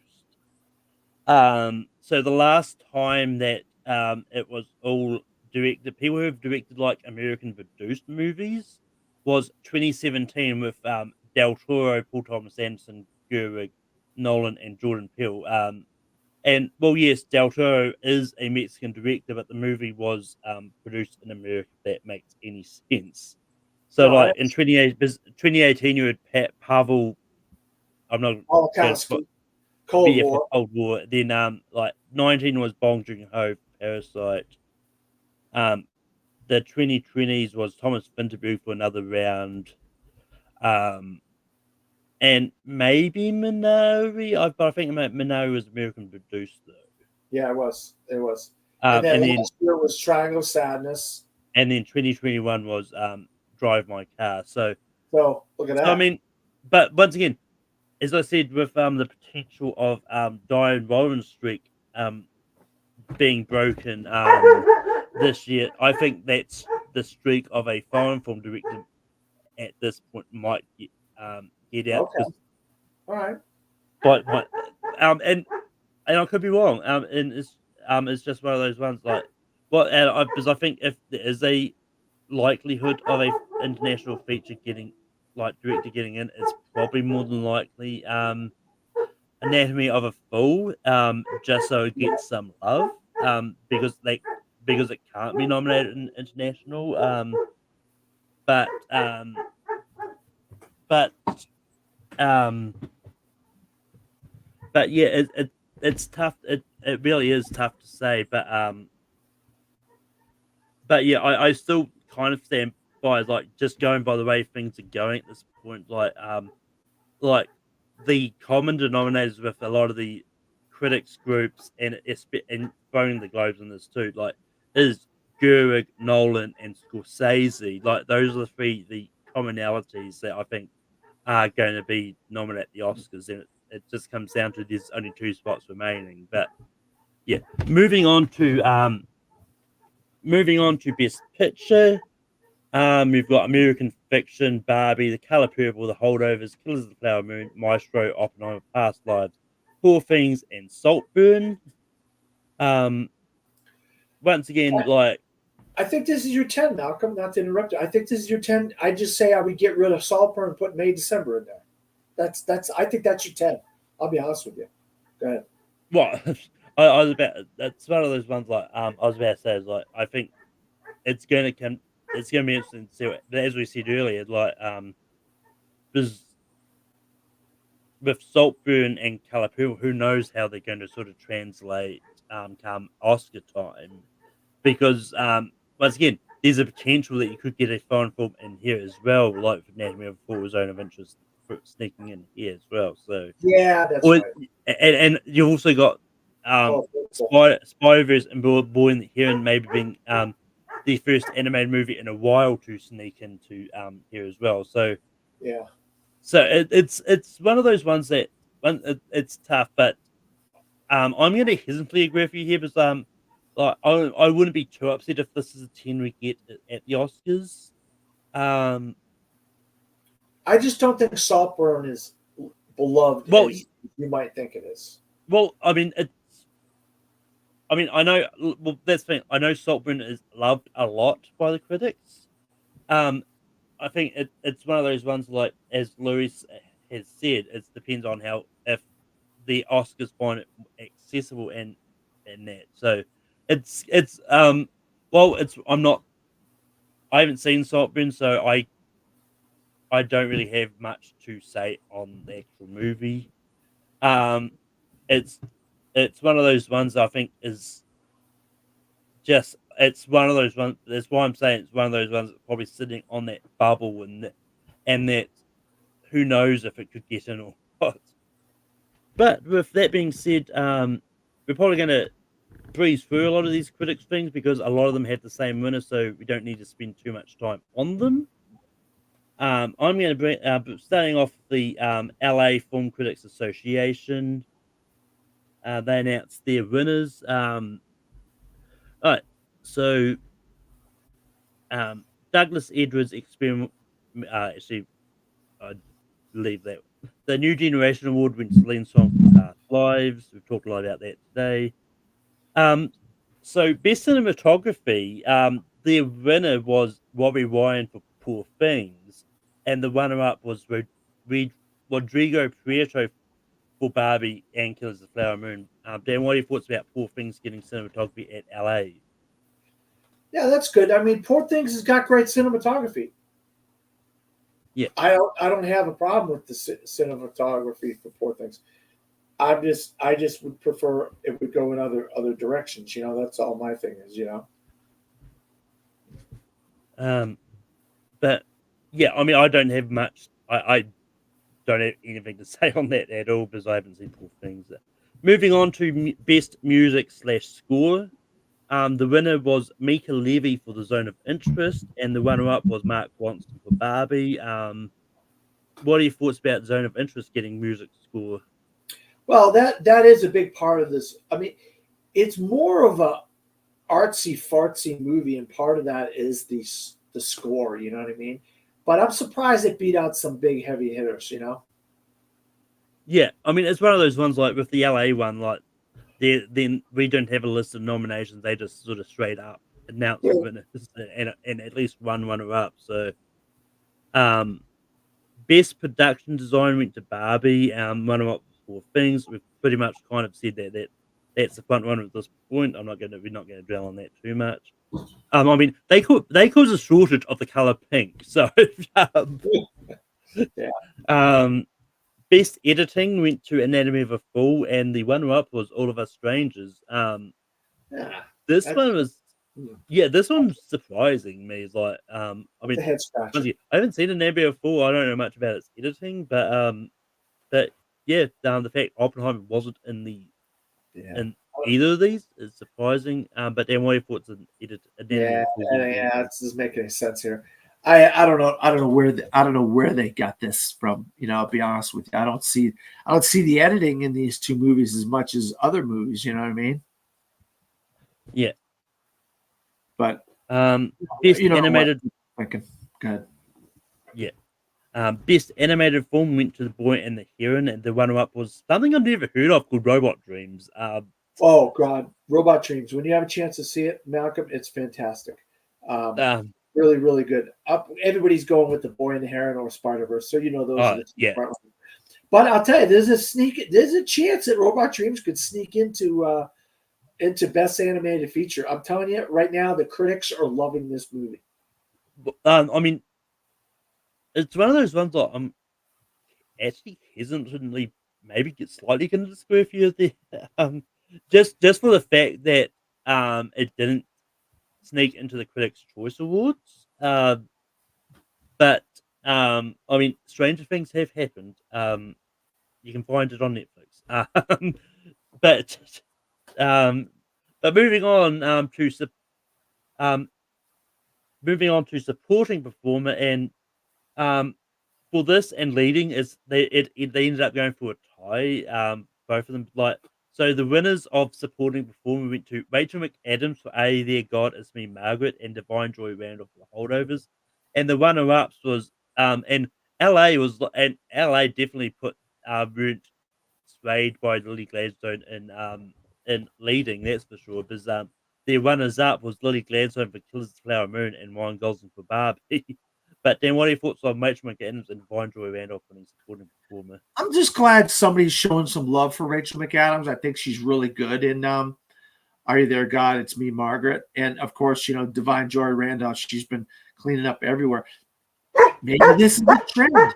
Maybe they are going to put Lily Gladstone in supporting. That'd be nice. Get her out of Best Actress and open it up for somebody else, like a Fantasia Barrino or somebody. I don't know.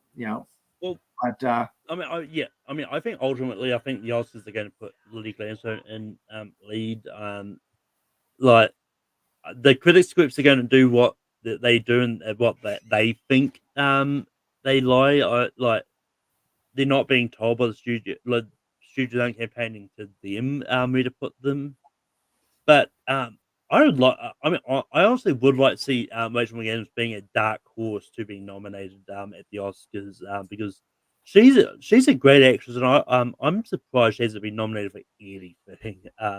She's to my done knowledge, work for a long time. You're right, Mel. Yeah.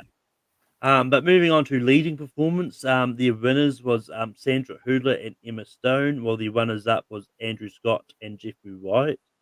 I mean, Emma Stone is one that we think is probably going to be locked for lead actress. Sandra Hüller probably is looking like it's probably going to get in there as well. But I mean, Andrew Scott's been coming up a lot those as well. Yeah, so maybe he's the dark. He's a critic's darling, Malcolm. A lot of the critics groups love Andrew Scott. I just don't think it's going to translate to an Oscar like last year. Paul Mescal did translate to an Oscar nomination.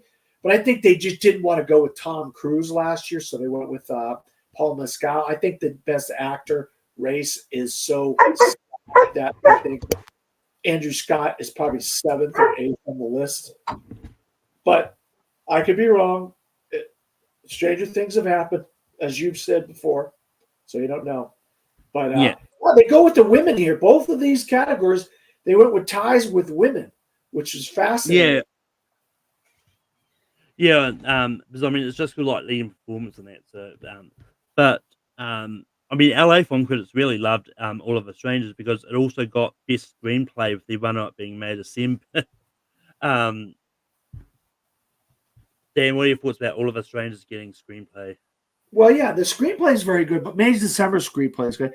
It's just sometimes these regional groups, you don't know they're gonna do some strange things, and but I think you're gonna get into when you start getting into like Sefka and some of these other ones, you see where the real strength of what is gonna be the big Oscar players come Oscar nominations. Yeah, Sefka, holy crap, what they did with Oppenheimer, Jesus. Yeah, some of these regional groups want to be artsy fartsy and they nominate and get some of these oddballs, but I don't think they'll translate. And I hate to say it, I like the movie, I didn't love it. All the Strangers isn't going to translate that much to Oscars. I just feel well, I that way. mean it's rather. I mean, I I agree. I like just. I mean, I haven't seen the movie, so I can't judge. But I think it's. And I mean, I don't think it's a case of the regional groups wanting to be oddball. I think it's just like everyone's got their own opinions. Like it's just how the voting's went. But moving on to documentary film. We had Minsu Places Le Truscaros, the cooking one. And the Yes. Eternal Memory was the runner-up. We talked a bit about that earlier, so I'm not really going to go too much into it, but it's good that it got something. Well, the fact that it won an award in a regional group is interesting because I think it's a great doc, but like Sean said, it's a 4-hour long documentary about the inner workings of a restaurant from the beginning of the day to the end of the day. So is that going to translate to an international feature or a doc review nomination? That's the question. That's you got to get a question you got to ask. Yeah. How many Moving people on have to seen it? The other thing yeah. is how many people have seen it too. That's a big thing because I don't know how many Um, people have seen that. Go ahead. yeah. Well, I mean, about that, like the LA film critics really love the Zone of Interest because best director went to Zone of Interest with the runner-up being Yorgos Lanthimos for Poor Things. Like no Nolan, no Scorsese at all. Which See? surprised me. But what are your thoughts about Jonathan Glazer Well, getting direct? I think he directed a masterpiece. I mean, there's no other way to. People throw the word masterpiece around a lot, but Sean, he was kind of giving us a little bit of his opinions on the Zone of Interest. But I think if you look at what Jonathan Glazer did with the cameras and where he put the cameras and made it look like a Big Brother type of scenario, and then you had the sounds in the background and stuff.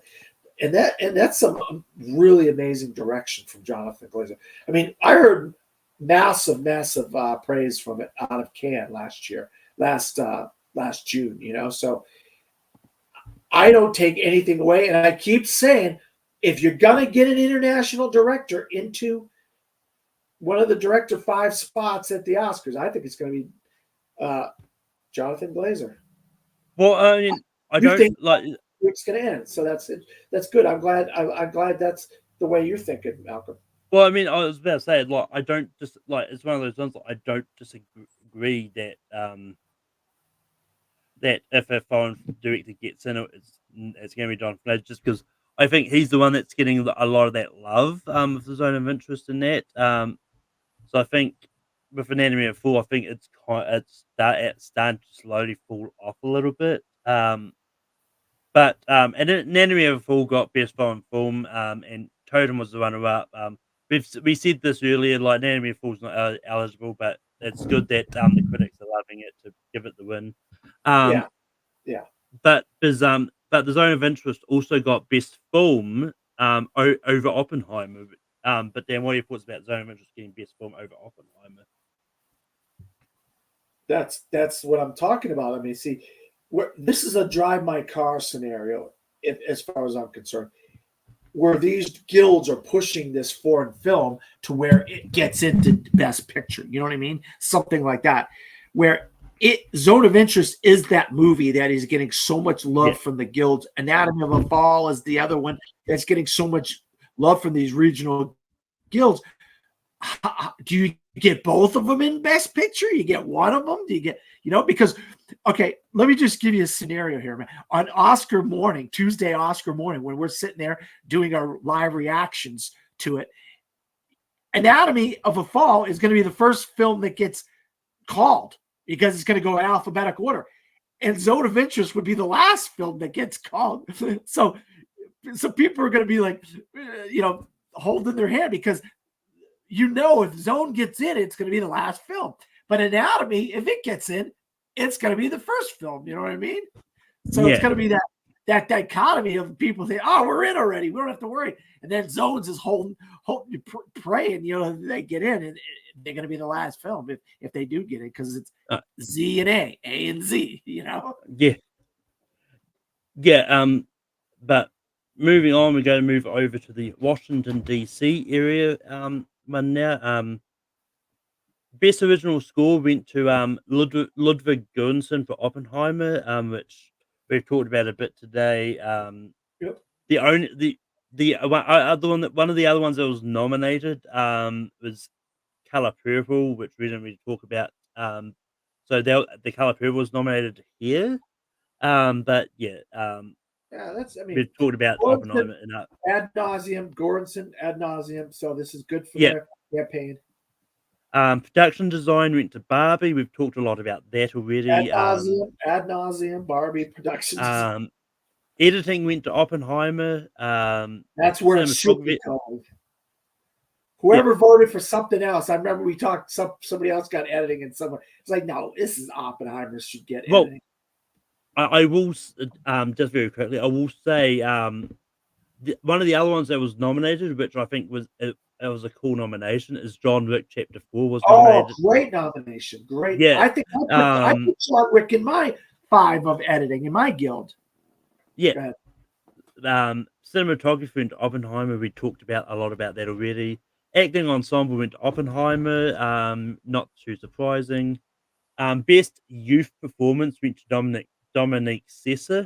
Oh, okay, good. And I will say, a cool nomination was that Washington area actually nominated Iman Vellani in youth performance as well, which I think is I heard about that. Yeah, I did see that. She popped up in some couple things. Best voice performance for Washington D.C. area film critics went to Shamik Moore for Spider-Man Across the Spider-Verse, which honestly is not surprising considering 3 out of the 5 nominations was all from Spider-Verse. You're telling me you don't know other voice over performances like from other movies you can give a voiceover like Ice Cube and Teenage Mutant Ninja Turtles, or Chris Pratt and Mario, or Chris Pine and Wish, or Keegan-Michael Key and My Great. Come on now, 3 from Spider-Man, really? Well, I mean, I will say like the 3 that were nominated, I think is well deserved because I think Daniel Kaluuya was great as Spider-Punk, and I think Haley Steinfeld was great as Spider-Man. So I think they are the ones that they are really deserving. Honestly, if I was to go for voice performance, like pick a winner out of what was nominated, I probably would have gone Jack Black for Super Mario Brothers over Shamik Moore King Koopa. Just because if you were just watching Super Mario Brothers and didn't know Jack Black was in it, you wouldn't have you would have seen the credits. His voice is different. I almost didn't recognize his voice myself, Malcolm. You're absolutely right. His voice, he sounds so different in that movie. It's so interesting how he was able to go to that length with his voice, Yeah.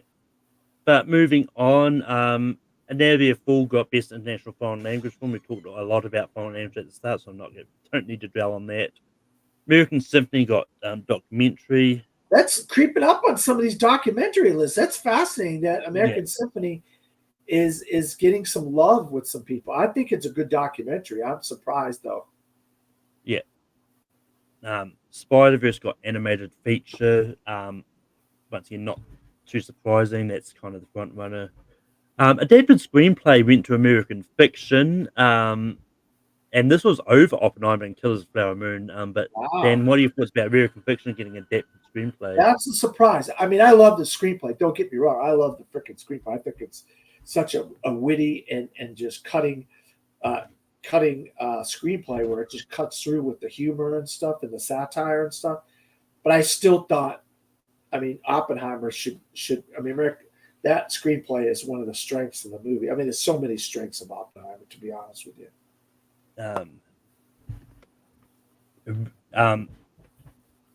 Original screenplay went to Past Lives, which once again surprised me, the fact that it was over the holdovers and over Barbie. But then what are your thoughts about Past Lives getting original?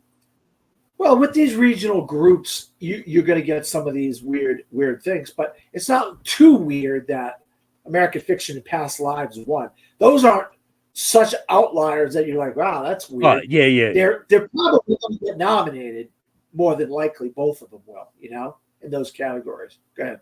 Yeah, no, I was going more about weird that it won over what was nominated. Yeah. Yeah, we know that. Yeah, you're not always going to get the front run. You're not always going to get the front runner in some of these categories that's going to win these regional groups. But the fact that two potential nominees won, that's not too big of a surprise. Yeah. Divine Joy Randolph got Best Supporting Actress. She's been sweeping all through these. Charles Melton got Best Supporting Actor. We've talked a lot about him already. Lily Gladstone got Best Actress for Killers. Once again, she's the front runner. She's like really big there. Cillian Murphy got Best Actor for Oppenheimer. Once again, he's one of the few that's like Nolan got director, but their best picture went to American Fiction, and that was over Oppenheimer and Barbie. But then what are your thoughts about Washington going for American Fiction over like some of these other ones that are probably going to be nominated anyway? Well, I will tell you this: there's a big group of minority. That is a big minority area. DC is, and I can see American Fiction translating to that area of the country pretty well, and critics that are there. I know some critics from DC, and they're black as well. So, and they absolutely loved American Fiction. So, yeah, if something was going to win there that was not Oppenheimer or Barbie or whatever, I can see American Fiction being the logical choice for them. Same thing with like the Holdovers winning in Boston. You know what I mean? It's a Boston movie. It's a Massachusetts, New Hampshire movie. So it makes sense that it wins in Boston. DC, even though the movie takes place mostly in New England, it's kind of a DC type of movie. American Fiction is, Yeah. Well, talking about Boston, we're going to head over there now. Best non-English language film went to The Zone of Interest. That's not too surprising. Documentary went to something I've not even heard of called Geographies of Solitude.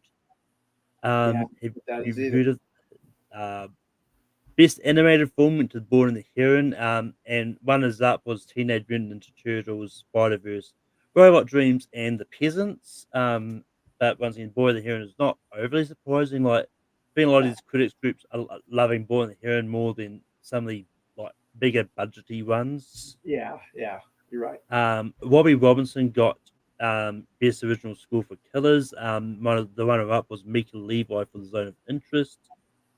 But moving on to something that I think it sounds like a really cool nomination, especially by the way you guys have described the movie. But Best Cinematography went to Jonathan Rickborg for The Taste of Things. The runners-up was Poor Things and Asteroid City. So slightly surprising that things like that Oppenheimer wasn't even in a runner-up. But Dan, what are your thoughts about The Taste of Things getting cinematography?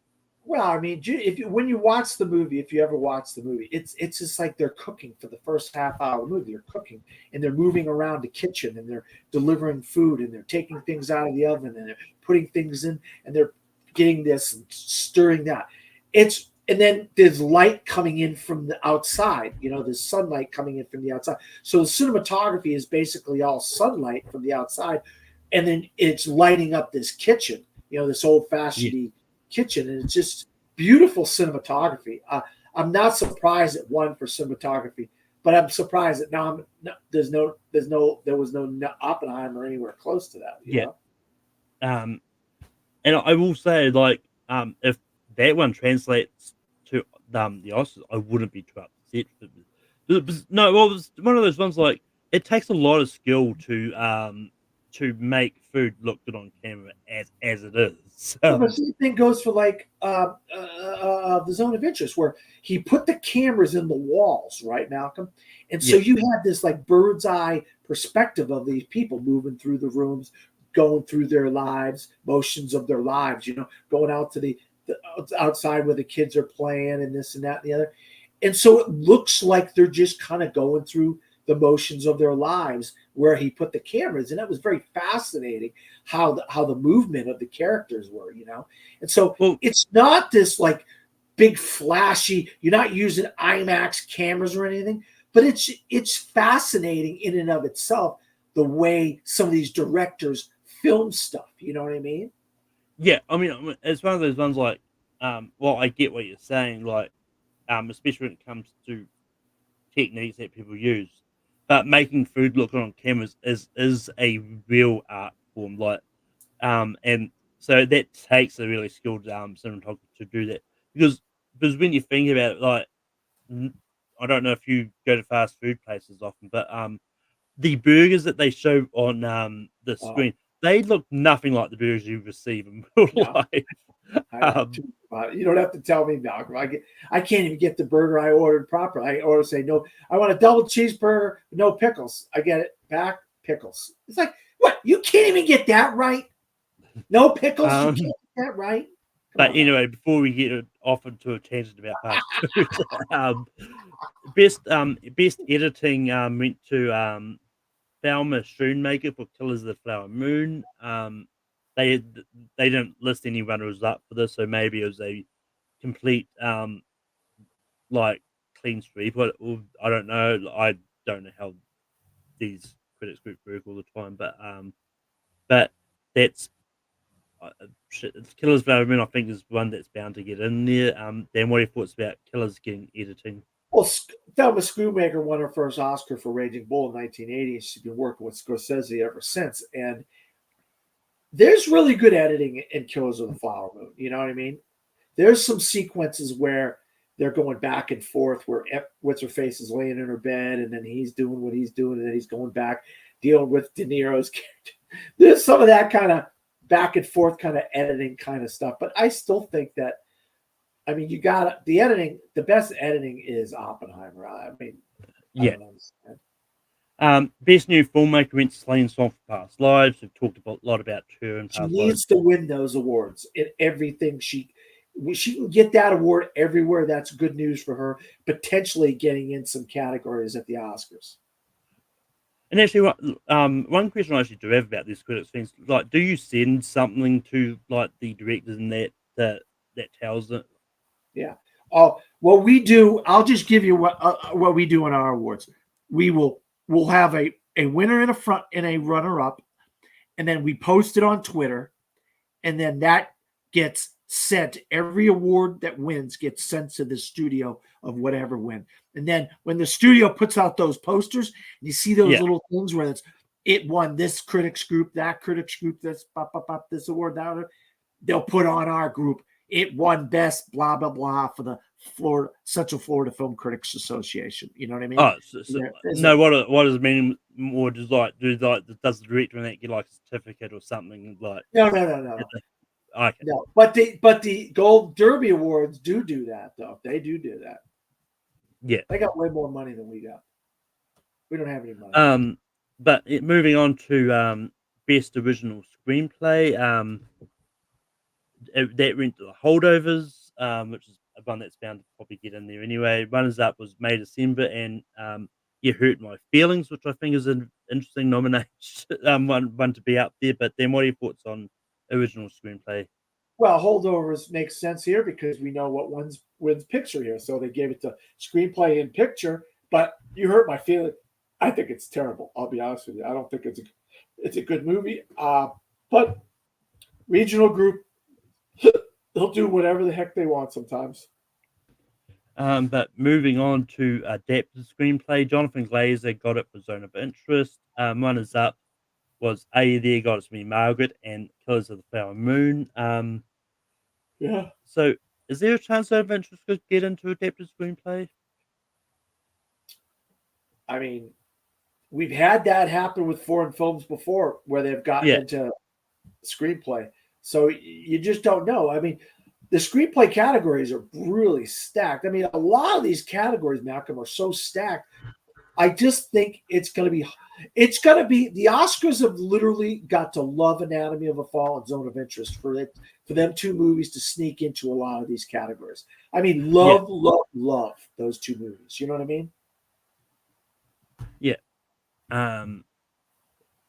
Oppenheimer got Best Ensemble, runners up Asteroid City, Iron Claw, Killers of the Flower Moon. There was Oppenheimer winning as expected. Divine Joy Randolph got Supporting Actress for The Holdovers.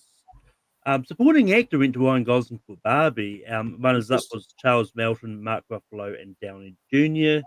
Once again, all four of those are kind of in the contention anyway, so nothing too surprising there. Nope. Lily Gladstone got Best Actress of Killers of the Flower Moon. Runners up Emma Stone, Sandra Hüller, and Natalie Portman. Once again, all those four people were kind of around about in that race. Yep. Best actor went to Paul Giamatti for The Holdovers. The runners up was Cillian Murphy for Oppenheimer and Koji Yakusho for Perfect Days. There you go. Uh, There you go. That's what I like. I always thought it was Koji Fukasha, but I guess I'm not. I've been spelling his name wrong all the time. I mean, written unless awardswatch.com misspelt the name, I don't know. I'm looking at Yakasho, but yeah. Yeah, I keep saying Fukasha, so I must be spelling his name wrong. I got to go back and edit that in my review.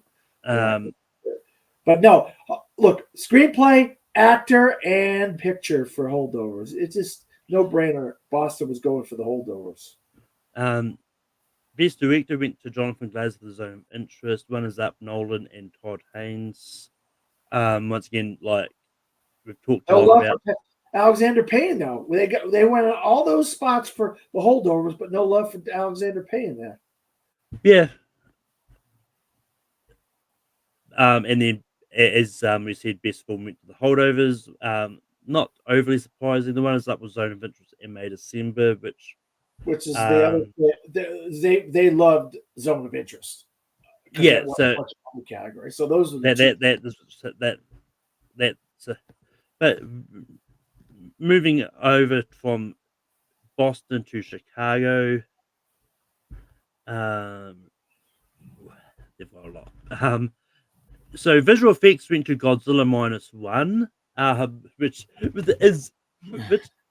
have to say is pretty cool. Like, and if there's, we'll find out if this gets shortlisted when the shortlist comes out. I know we talked about this last week when they announced the 20 movies that are vying for those 10 spots on the shortlist. But Godzilla -1 could be a really interesting nomination if it gets in there. But then what are your thoughts on Godzilla -1 getting visual effects? Well, I mean, look, it's an underdog.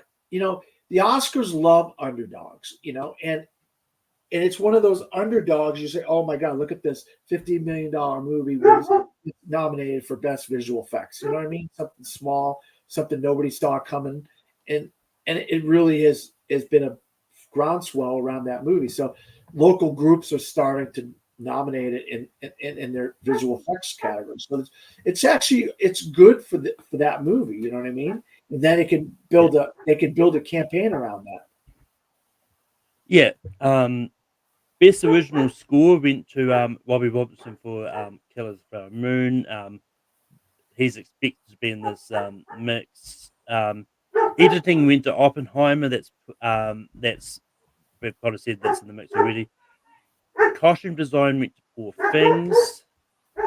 Oh, amazing costumes! Amazing costumes. Yeah. Cinematography went to Oppenheimer. We've talked about that enough today. Art direction / production design went to Barbie. Promising performer went to Charles Melton for May December. Which which isn't so much a young actor one. The Breakthrough Filmmaker Award went to Celine Song. Foreign language movie went to Zone of Interest. Documentary went to Kokomo City. So that's they did nominate still 20 Days and other ones that are probably the front ones. But Dan, what are your thoughts about Kokomo City getting documentary here? Look, I missed seeing Kokomo City. I wanted to see Kokomo City, and my last 2 days of trying to fit some movies in, I ended up doing some things that I didn't want to do, some other things, and so I wasn't able to fit some of these movies in the last minute. So I never did see Kokomo City, but I heard from people that did see it that they liked it a lot. It's a story about these transvestites, So Yeah. I don't have a lot to say on it. Yeah, animated feature went to The Boy and the Heron, which is considered to be up there. Adapted screenplay went to Killers of the Flower Moon. Original screenplay went to May December. Supporting actors went to Divine Joy Randolph. Supporting actor went to Charles Melton. Actress went to Emma Stone, which they were one of the first critics groups to not go for Lily Gladstone. Or at least one of the first ones I've seen in a while. Best actor went to Paul Giamatti for The Holdovers. Best director went to Nolan for Oppenheimer.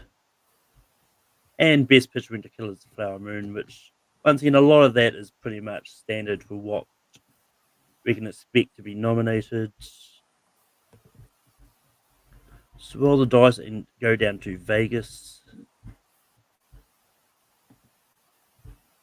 I saw what you did there.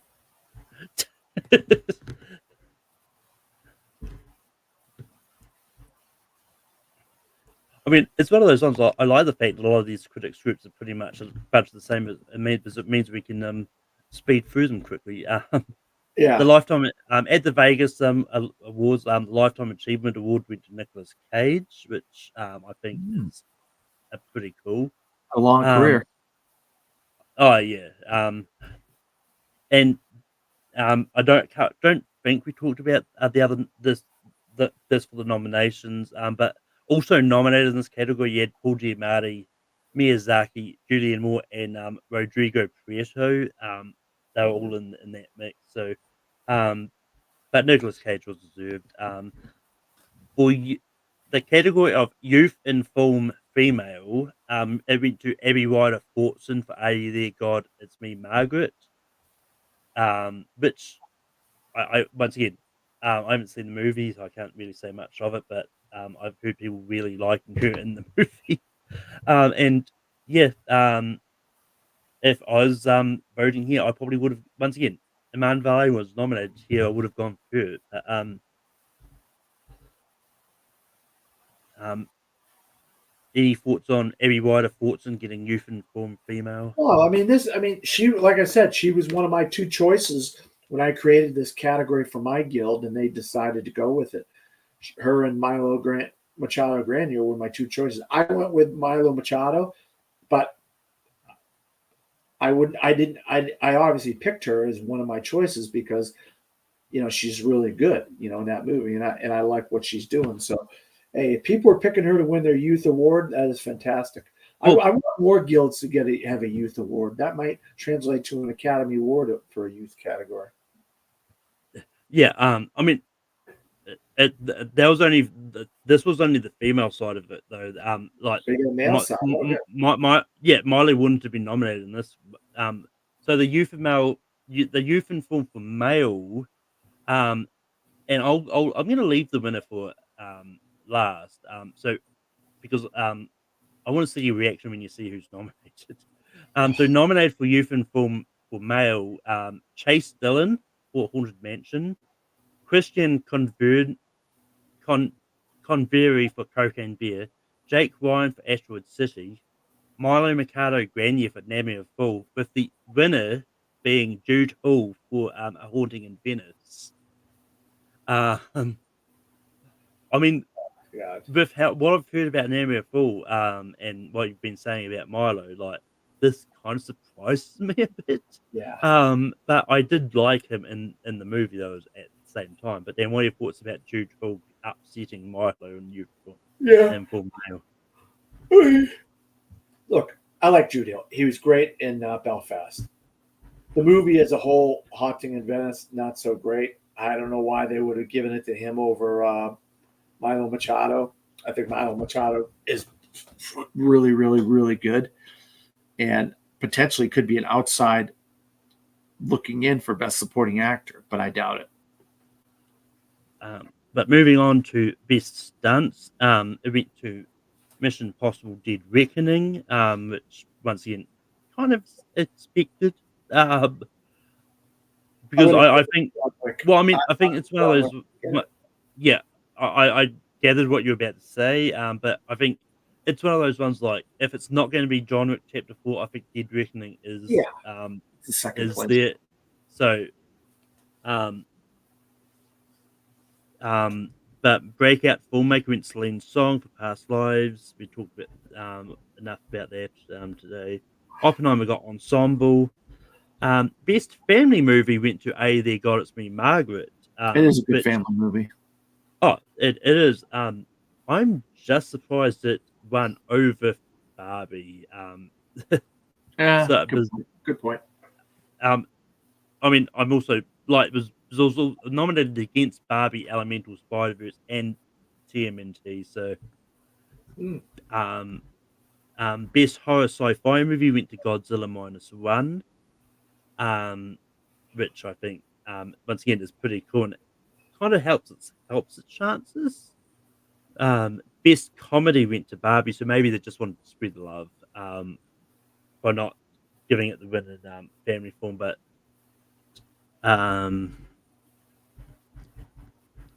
best action movie went to John Wick Chapter 4.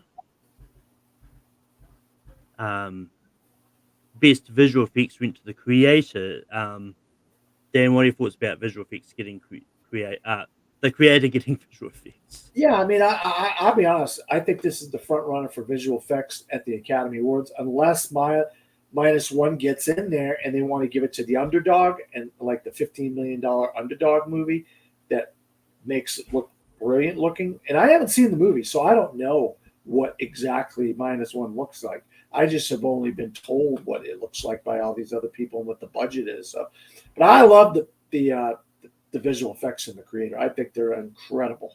So I would love for this to win visual effects come the Academy Awards. But so all these guilds, if it starts cleaning up at these guilds in this category, it's a good sign.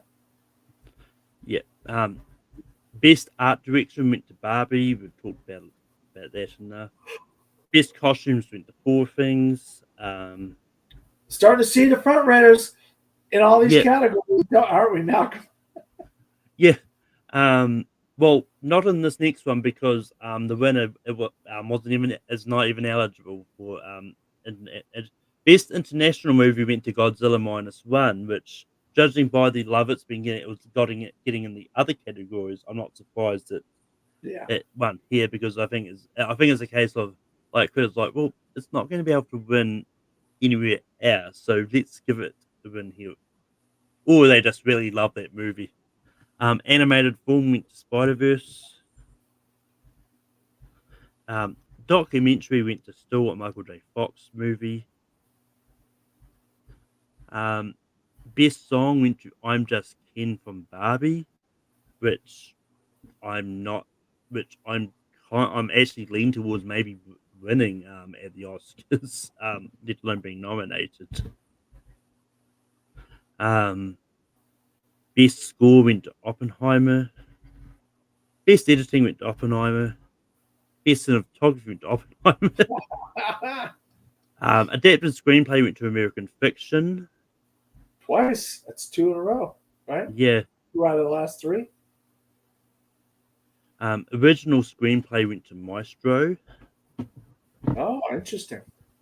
And actually, I mean, the fact it is surprising me that Maestro is an original because once again, I think it's that whole Barbie thing is because Well, it's based on a real life person, isn't? yeah, it is. But the thing is that story? I thought I would have to go look up in Google who said the screenplay. Usually, they put the person. If it's a book, they'll put the person that wrote the book. But if there's no book, then Yeah, it's an original screenplay. yeah. Well, I mean, like it's obviously sort of because I'm pretty sure it popped up in original in the Globes and Critics anyway. But I'm just always surprised that it's that it was original. I but anyway, director went to Nolan for Oppenheimer, and supporting actress went to Divine Joy Randolph for The Holdovers. Supporting actor went to Robert Downey Jr. for Oppenheimer. Actress went to Emma Stone for Poor Things. Actor went um It is and original. actually It this is original screenplay for Maestro. Yeah. yeah. So it's not based on anything.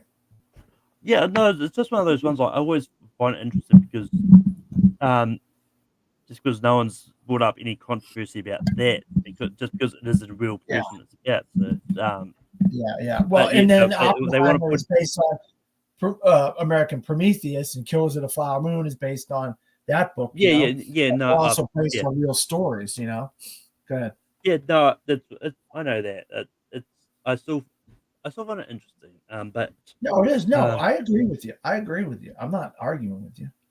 well, I know, but I just find it funny that everyone wants to point at Barbie for being like, is it original, is it adapted, but you're not doing the same for Maestro. It's just, it's a bit of conflict of interest in a way. But best actor went to Bradley Cooper for Maestro. So that could help cement his chance to actually get in. Oh yeah. Um, but this group also not that they also actually nominated Nicolas Cage for Dream Scenario. So Well, that's a lot of uh, people like that movie. I'm not one of the biggest fans of that movie. I didn't laugh. The movie, they say it's one of the funniest movies of the year. I didn't laugh once. So yeah, how can you enjoy something if you don't laugh, right? I mean you can enjoy things in different ways, to be honest. But and best picture went to Oppenheimer, which is a given. Um, goes to New York. And this might be I might just make this the last one. We do have some other winners to talk about, but we can save some of them for next week if we've got time. Um, all right, so I'll start. So for New York, I'll do their top 10 films, and this is in alphabetical order. This is in no order at all. American Fiction, Anatomy of a Fool, The Holdovers, Killers of the Flower Moon, Maestro, May December, Oppenheimer, Poor Things, Past Lives, and Spider Verse. Those were their top 10 films. But No then, what are your Barbie. thoughts about their top 10 films? No Barbie. Did you say Killers of the Flower Moon? Yeah, I did say Killers, but Okay, yeah, yeah. there was Well, no no Barbie. Barbie in there. There's no Barbie in there. So a lot of look, a lot of these people have been showing a lot of love for Barbie. That's interesting. No Barbie there. But Yeah. I don't want to get it down. Um, but ensemble cast went to Oppenheimer. We talked a lot about that already. Great. Charles Melton got breakthrough performance for May December.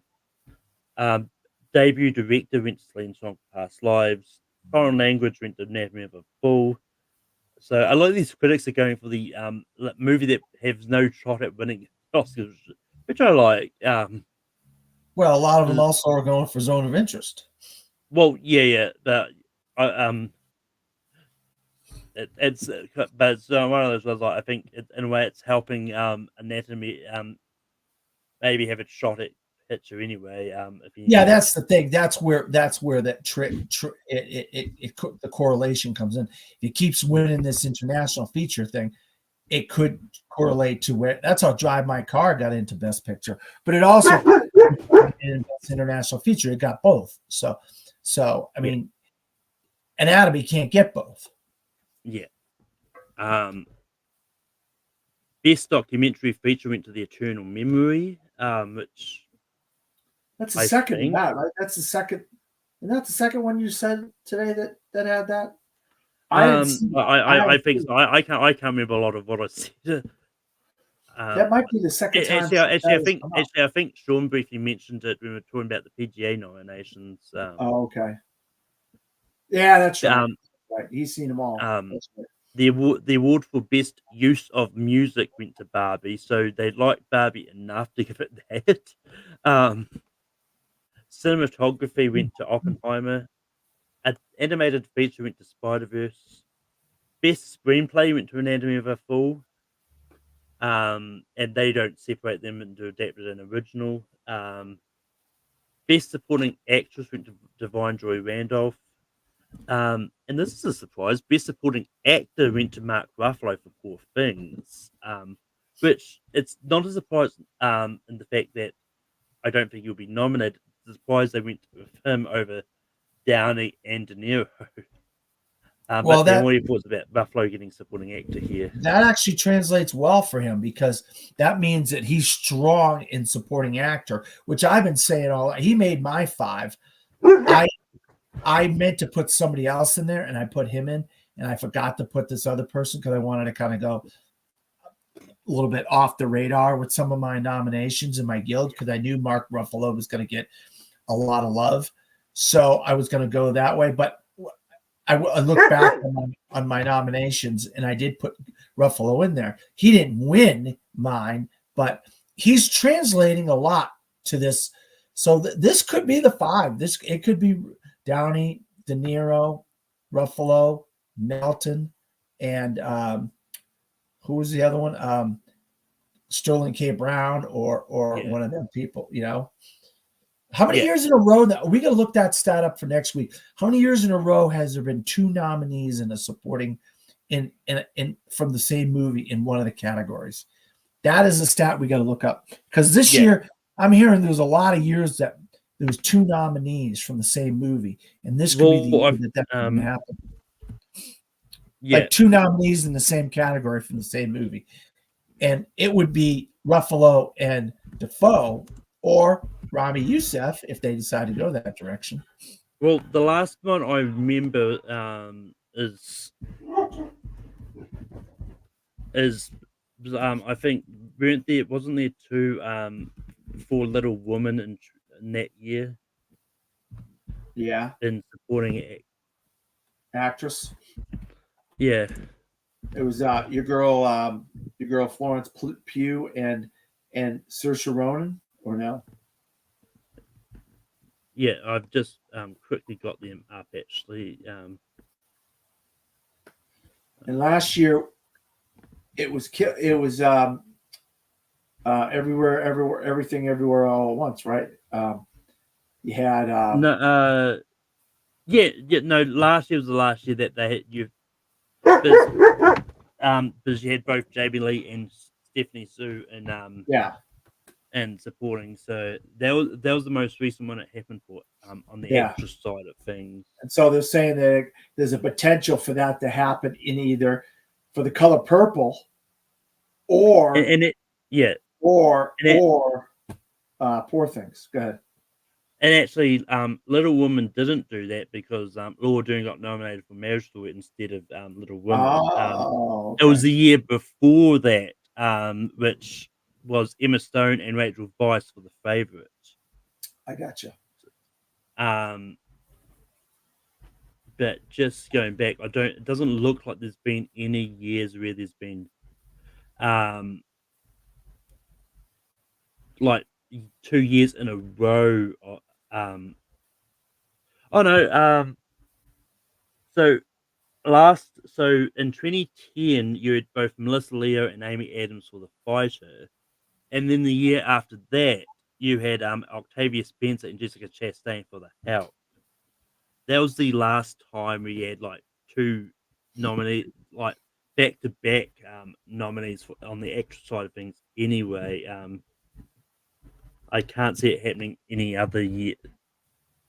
So it's been about chances. Like you got Color Purple because you got potential for Taraji P. Henson and Danielle Brooks, and you got Poor Things with Ruffalo and Defoe or Rami Youssef. So you got two shots at it this year, probably. Also, Oppenheimer, you never know. You could multiple Best Supporting Actor nominations in Oppenheimer, but happening a lot. Well, I think like if it's going to be any movie that's going to have the double supporting actor nominations, it will be Poor Things, just because they're the ones that are having like two float around there. Yeah.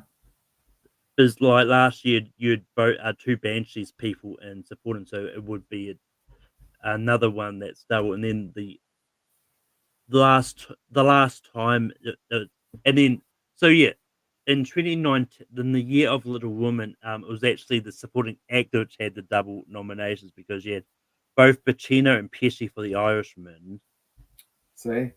So it's been going. Could this year break the streak? Is what we're talking about, or do we get one or both or none? That's what I was about to say is so it's been a less gaps because the year after The Irishman, the one I like to call the COVID year, you had both Daniel Kaluuya and Lakeith Stanfield producing The Black Messiah, and they were both in supporting. Yeah, and I know that because they campaigned one of them in lead, and the Academy put them in supporting. They did. Yeah, so so it's not going to be that long if you get back-to-back nominations, like back-to-back double nominations for the same movie, on the supporting actor side of things. Yeah. But moving on from that tangent, sorry, we kind of no, it's all right. There was a tangent that was relevant to the conversation. Yeah. We're almost verging on the Taste of Things length of our podcast at the moment. 4 hours, but 20 minutes away. We've already bypassed Killers of the Flower Moon, but Best Actress went to Sandra Hüller for Anatomy of a Fool, which she's a dark horse. Yeah. Best Actor went to Cillian Murphy for Oppenheimer, Nolan for Oppenheimer, went as director, and then Best Picture went to Killers of the Flower Moon. So I will say, Killers of that was the only thing Killers won in this critics. So that's basically an upset there. At what is it, Las Vegas? Yeah. No, this is New York. New York, a different New York. We've already done 2 New Yorks already. This is a third different New York. Jesus Christ. Gotham's, this New York, and then we did another New York. Well, I mean, unless we talked about the nominations when they came out for New York, I don't know. Maybe that's what it was. We talked about the nominations. We didn't talk about the winners, and this is probably the winners, right? Yeah. So all right. Well, only 2 for New York. All right, Gotham's in this one. Well, I mean, I mean, it's one of those ones that I wouldn't overly count Gotham's as a New York. Like, it's one of those ones that.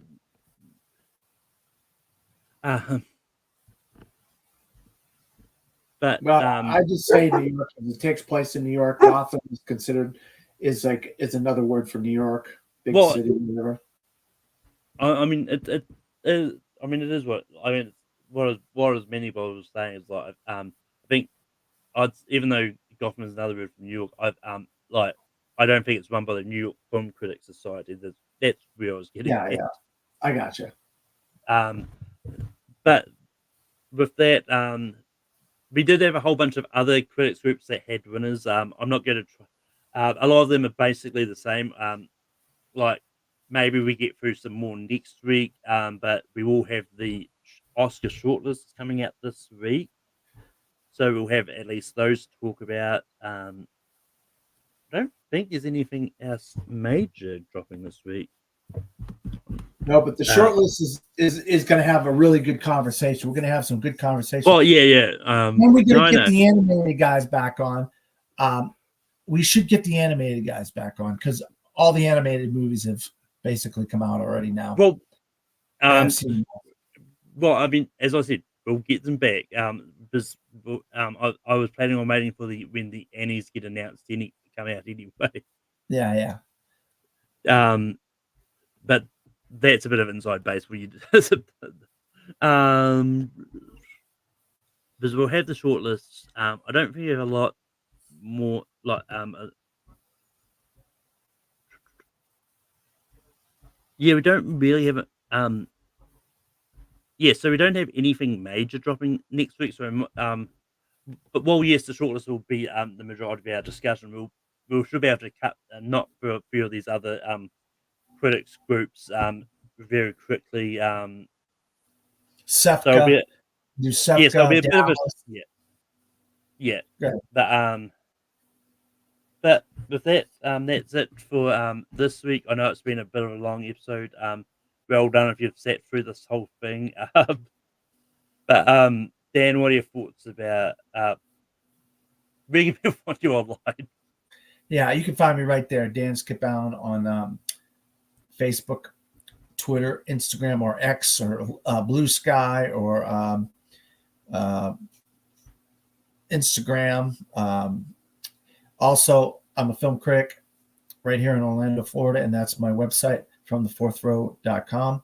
Also, my top 10 TV shows, my top 10 films will be out at the end of the month, so stay tuned for those. Also, I got the final episode of My Life, My Love, 50 Years in Film coming up at the end of the month. So I should be got a lot of content, a lot of reviews coming out in the next week. So stay tuned as far as that goes.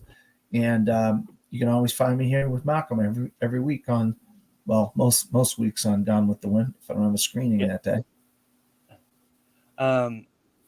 But you can find me on Tape Productions hosting. Not normally hosting Rankin every Sunday, but take a bit of a break over the holidays and that. But yeah, I'll be back. We'll be back next week, hosting Gone for the Win. It may or may not be on this day because this time next week will be Christmas, maybe the day after, because Christmas Eve for Dan is Christmas Day for me, so I'm not going to be doing a podcast. But it will happen sometime next week. But yeah, but until next time, we shall see you at the movies as I find that I couldn't go out on. Excuse me.